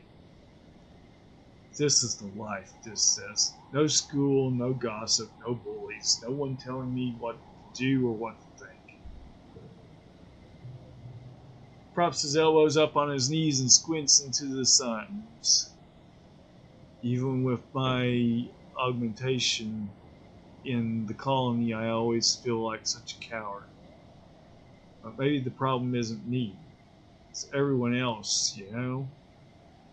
I'm not scared of any of the usual stuff. Monsters, getting hurt, even dying. Like, who cares? Continues. But humans keep finding ways to control people with fear. Well, they can't control me.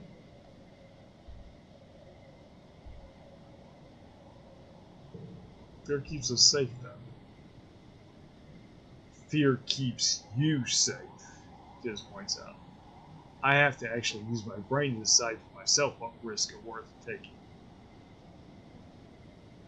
You could have pulled me over the cliff, but I didn't let something stupid like being afraid of heights keep me from saving you. You didn't point out that the fearlessness was what got you into trouble in the first place.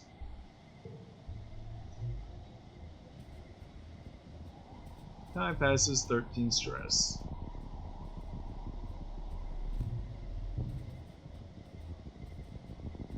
Did I miss something over here? Oh. Okay.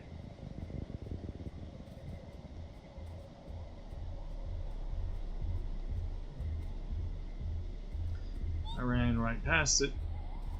Good thing, too. Because there's these strange devices here.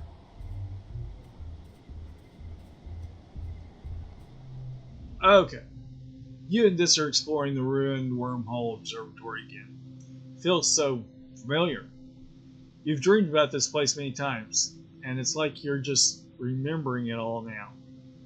This time, the dream memories grip you. You wonder as if sleepwalking down familiar paths. You look up and see the wormhole faint in the sky above. Time is right to observe it. This tries to keep up. Where are you going? You ask angrily. You don't answer. You're trying to concentrate on finding the place. You approach the large pyramid in the center of the complex. Beside it is one of the smaller elevators, a little monolith with a round iris door. This is the place. Your head throbs with it. Even standing outside, you know there's something down there. Find a way. You look for one of those elevator monoliths near the pyramid and find it, but it's overgrown with snaky vines and brambles with very large flowers all over. You could push through them, but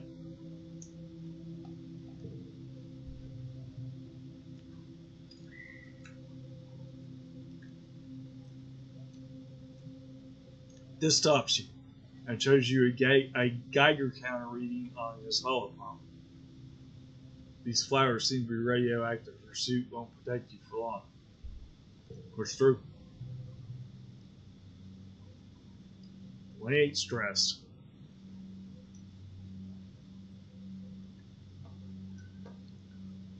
You soon realize your mistake as the radiation illness sets in. Brushing by those flowers gave you a big dose. You'll be sick for days and need radiation treatment when you return. But for now, you continue, drawn irresistibly forward by something that sings in your head.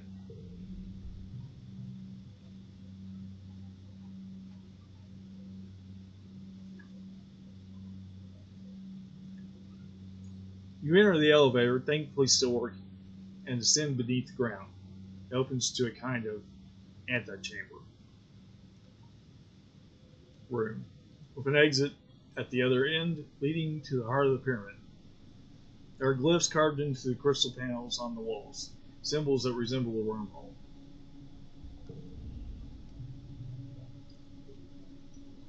I hate stress.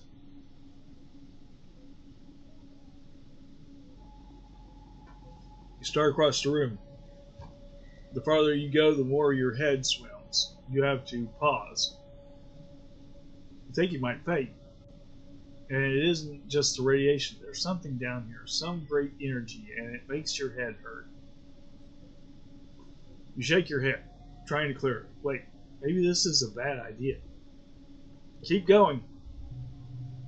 The fog slowly clears from your eyes. Your head still hurts, but you can think again. This looks concerned. Even going so far as to reach out to steady you. Are you okay? Try to explain it to Dis. Keep going. Leave. Try to explain it to Dis. It's hard to put it in words. You just say, my head hurts. Obviously, he says. But no, it's more than that. You're seeing things, kind of like the array, and kind of like a dream. But you feel that something super important is up ahead, and you need to see it. Maybe we better leave, Dis says seriously, or nervously. You don't look so good. Keep going. Another 8 stress. -2 for calm temperament perk. If I didn't have this calm temperament perk, something that I've had for a long time, I would have already been kicked out of here.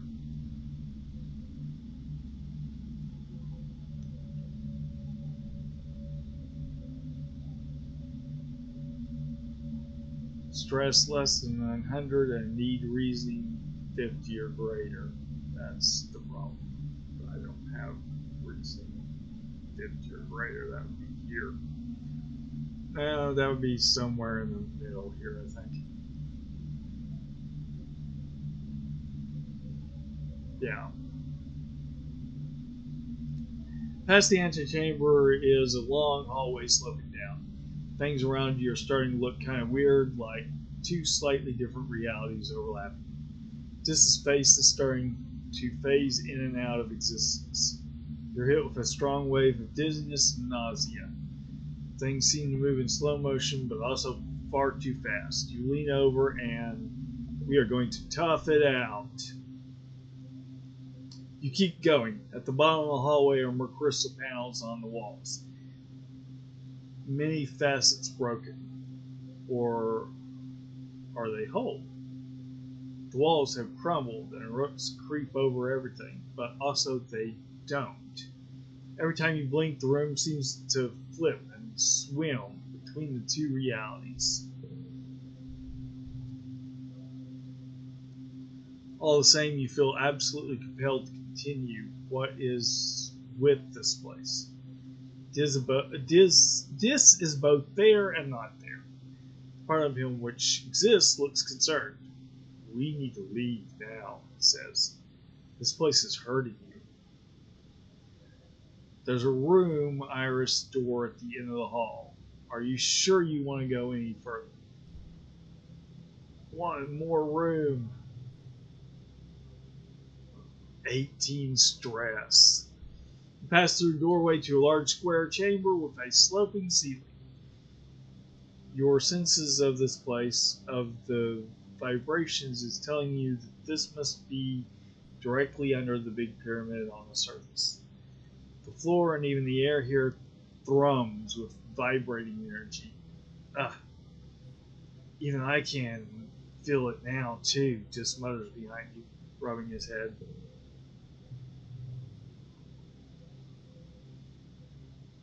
Really? Both hard. Need stress less than 100. The room is empty except for a raised platform in the middle, which looks enticingly like a bed, which is convenient because you're definitely going to faint this time. You collapse onto the platform and are overcome by a spectacular migraine headache. Feels like your head is going to explode. Blackout. That's all I can do. Gain status injured. Wonderful. I'm stressed out and I'm injured. Doesn't even show up over here. And at least resting will fix both those. You slip unconscious. When you wake up, you're back at the collection site. This must have dragged you out, then called for help. Your headache is gone. The medical scan shows nothing wrong with you, but you feel completely weak and drained. The only thing we can do is go home. You spent the month exploring. +2 perception. Because we're injured, we get 0 from the heroic status. +3 engineering. +1 friendship with this. Light, quiet. Okay.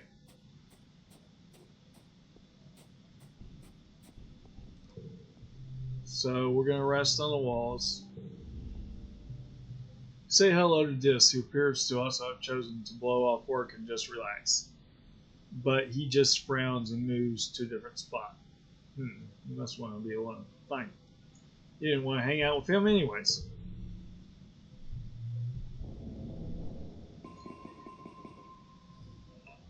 Okay, both of these give +1 for each GM on other cards.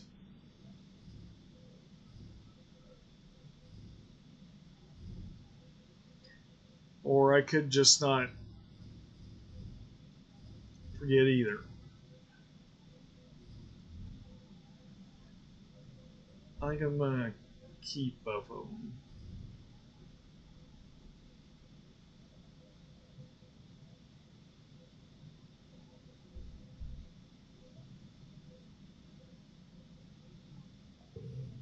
Yeah.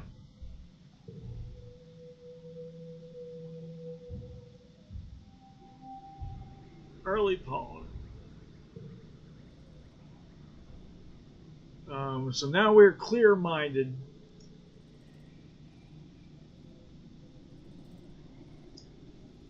Oh, I was thinking each one of these was a month. Their seasons, that was 3 months. Okay.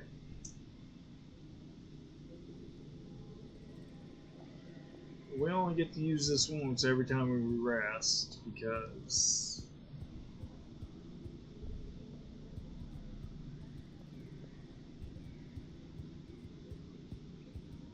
after each event we get stress. Find Dis sitting in the mouth of one of the wall's drainage sewers. In wet season, excess rainwater is diverted out here so it doesn't flood inside the walls. In the meantime, it looks like Dis has set up a little base here, with pillows and a stash of snacks. His alien communication device hisses with static. He looks up from his hollow screen as you pop your head inside the drain. Hey, Badly, he says quietly. We're going back to the game you've been playing. What are you playing? You haven't heard of it, he says, without looking up. I made it myself. You squeeze into the narrow drain and sit down next to Dis. On the hollow pad is a picture of Mars. You watch him drag a match from a sidebar and drop it on her face. Little animated flames wiggle over the picture, leaving parts of it looking charred. It's pretty crude, but you think you get the point. So what happened with Mars? Dis shrugs. Same thing that always happens, he says. You reset the game, drags a bomb from the sidebar onto the picture of Mars. It explodes and the picture disintegrates. She booked my name down for every appointment with the nano printer because she thinks my clothes are always torn up and dirty all the time, he continues. So I got in trouble for wasting resources. Tried to tell them it was her, but Mars never gets in trouble. Everyone likes her, he mumbles. But it's fine. I don't need anyone to like me. I don't care if they hate me. I hate them. Where'd you learn to do that? It's pretty simple, this says. Light from his hollow screen reflects in the eyes as he looks at you in the gloom. People on Earth used to make this kind of stuff all the time, and I have a lot of time to learn new things. Oh, I see. This goes back to playing his game. Content not to talk to you. I want to try. That's really unhinged. Need help. Why don't you just talk to Mars instead?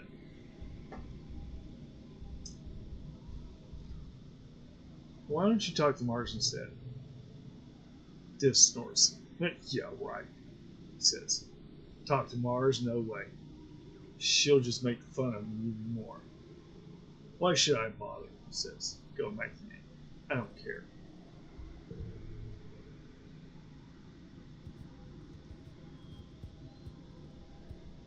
Guess I could have told him that I wanted to try. Alright, let's check exploration again.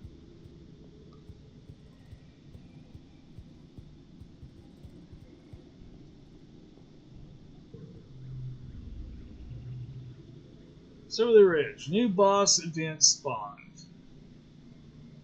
I missed a collectible somewhere. Perception, engineering, friendship.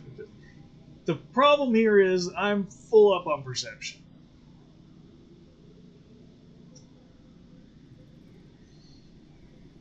But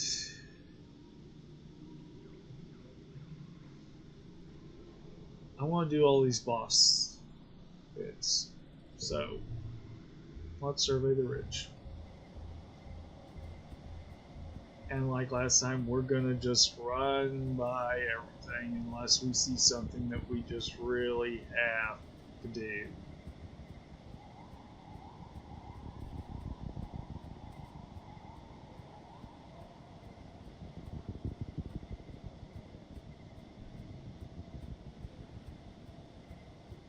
And everybody keep an eye out for that collectible we missed.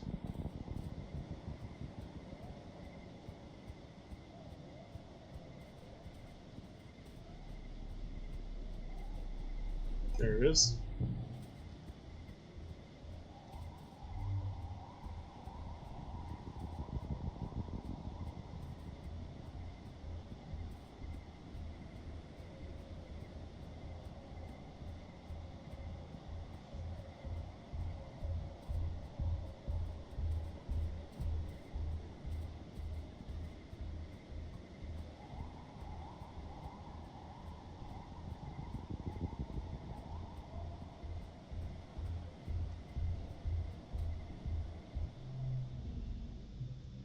You return with this to the pyramid and the ruined wormhole observatory, the headache building.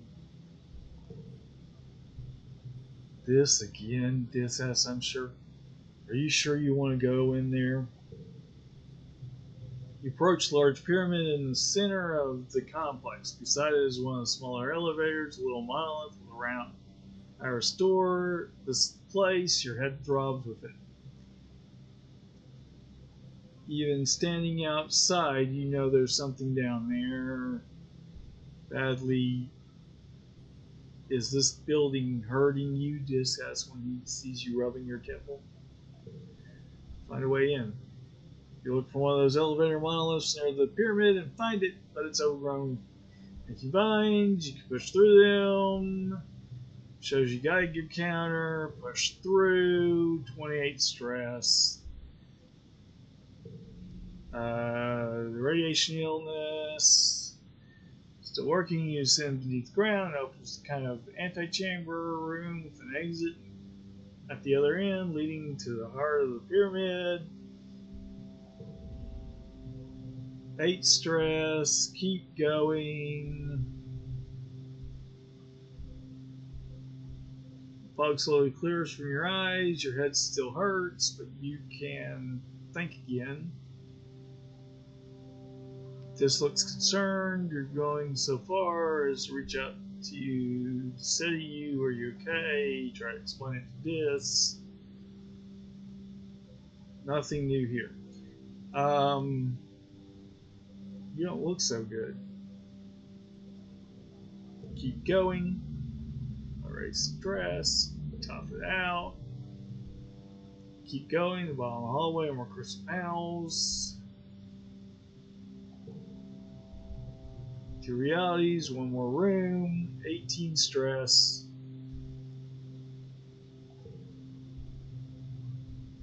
Okay. It's a tough challenge. Hard. The room is empty except for a raised platform in the middle, which looks enticingly like a bed, which is convenient because you're definitely going to faint this time. You collapse onto the platform and are overcome by a spectacular migraine headache. It feels like your head is going to explode. We're going to have to make 90, aren't we? We are. Well, I don't need this one right now. +5 for each gym card, +1 challenges.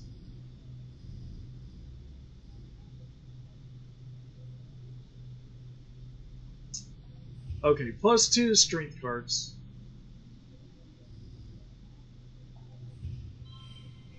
8, 6, that's 22.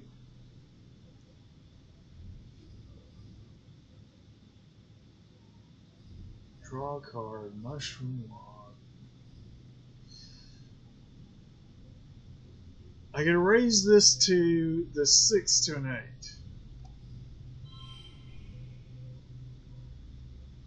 Which makes it 25.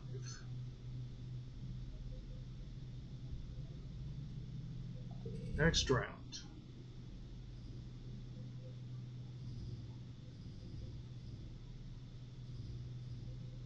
Okay, these two are linked because 5 and 5.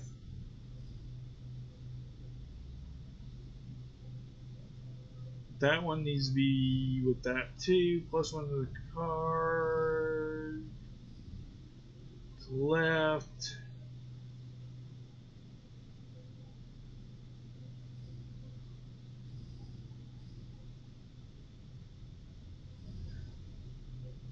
Well, so I could do 5, 5, 5, but that's going to make that a 6.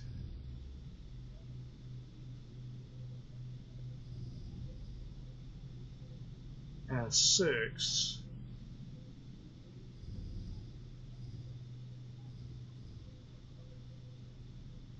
Okay. 5, 5, 6. Wait, why did that not become a 5? That became a 6. +1 on this card for every. 32. I'm going to have to gain another 30. Definitely not doing it with these cards. Okay, next round. Got a 7 and a 4. +1 for each gem on another card.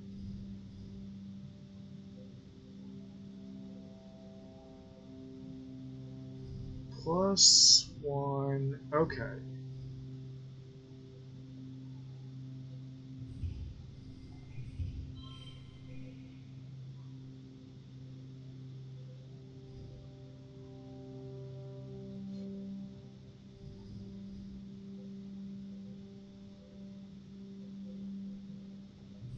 +2.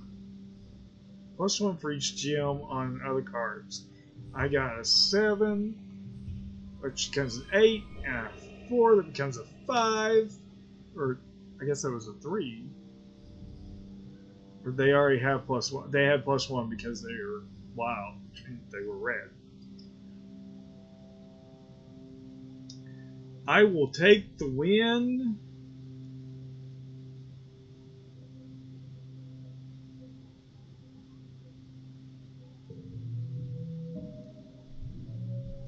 Apparently, it could have done better. +1 toughness. I'll win +1. Okay. Whoa, there's a bunch here. Okay. +1 bravery, +1 empathy, +1 reasoning, +1 engineering, +1 perception, +1 bravery, and +1 empathy. You slip into some sort of waking dream, layers upon layers of visions. Oh, this is your lover, or Mars, or Tammy. You're a boy and a girl, or both and neither, young and old, a farmer, a hunter, a politician. You're dead and you're alive and you've never been born. Time unravels before you, an infinite tapestry crumbling wherever you look. It's all very weird. You see the web of possibilities and understanding that time truly is. It's all happening at once, and none of it will ever happen. It's only sheer chance that any one possibility comes into existence. Not any intrinsic truth of the universe, of fate. It's just a glimpse, probably over in a second, but a glimpse of an eternity you can hardly fathom. Then you see the wormhole, enormous in a starry sky. You look down and see yourself on a plateau, gazing up at it. You recognize the place, a gnarlwood bluff, not far from the colony, alive with photophorescence of glow season. This, you, seems expected, as if waiting for something momentous to arrive, something that will change everything. The vision is crystal clear and you feel in control in a way you haven't seen since you started having these visions. You know you must go there. Gain memory. Ow, my head. -25 stress. You wake up feeling refreshed. Your headache is gone. You're still a little dizzy, but the room has stopped spinning and has returned to one singular reality again. The vibrations have stilled. As this fills your vision, "Badly," he exclaims. "Badly, are you okay?" Tell this what you saw. Don't tell this. Get out of here. Let's tell him what we saw. He listens in awe and then in dejection as you describe your visions. "Why didn't I see it?" he says. "I was here too. I want to know everything."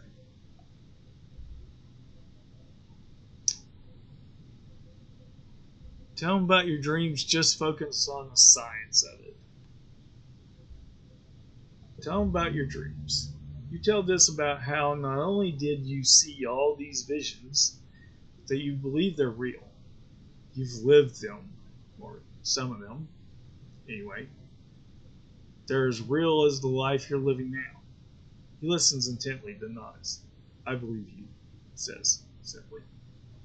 You look at him in shock, but he just reaches out and puts a hand over yours. "I know what it's like when people don't. I'm not going to do that to you.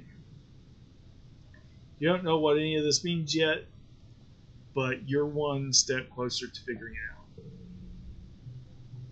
You feel like you've just had some kind of mega prophecy, but it was too much all at once and too hard to understand. Could the convergent domain handle this kind of information? Could they remember past lives like you? Is that what this room, this observatory, is meant for?"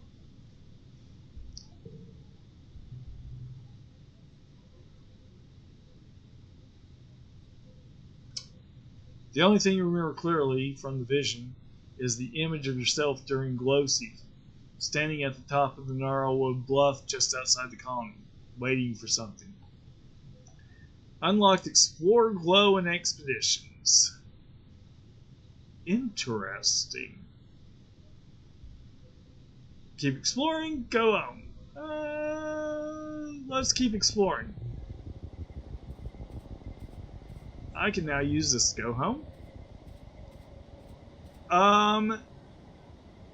And we are way over time. It is 8:44. So the rest of this exploration is going to have to wait for next week. Thank you for joining me for Nathan Plays Badly, Nathan Streams Badly. I was a teenage Xenocolonist. I stream on Tuesdays from 6:30 to 8:30, and then the vlogs go up on YouTube a week later on Wednesday. Or they will when I get caught up from my time away. I also stream on Friday nights from 9:30 to whenever, and the vlogs for that go up a week later on Saturday. Also check out my YouTube playthrough of Stardew Valley 1.6, which goes up on the channel on Monday.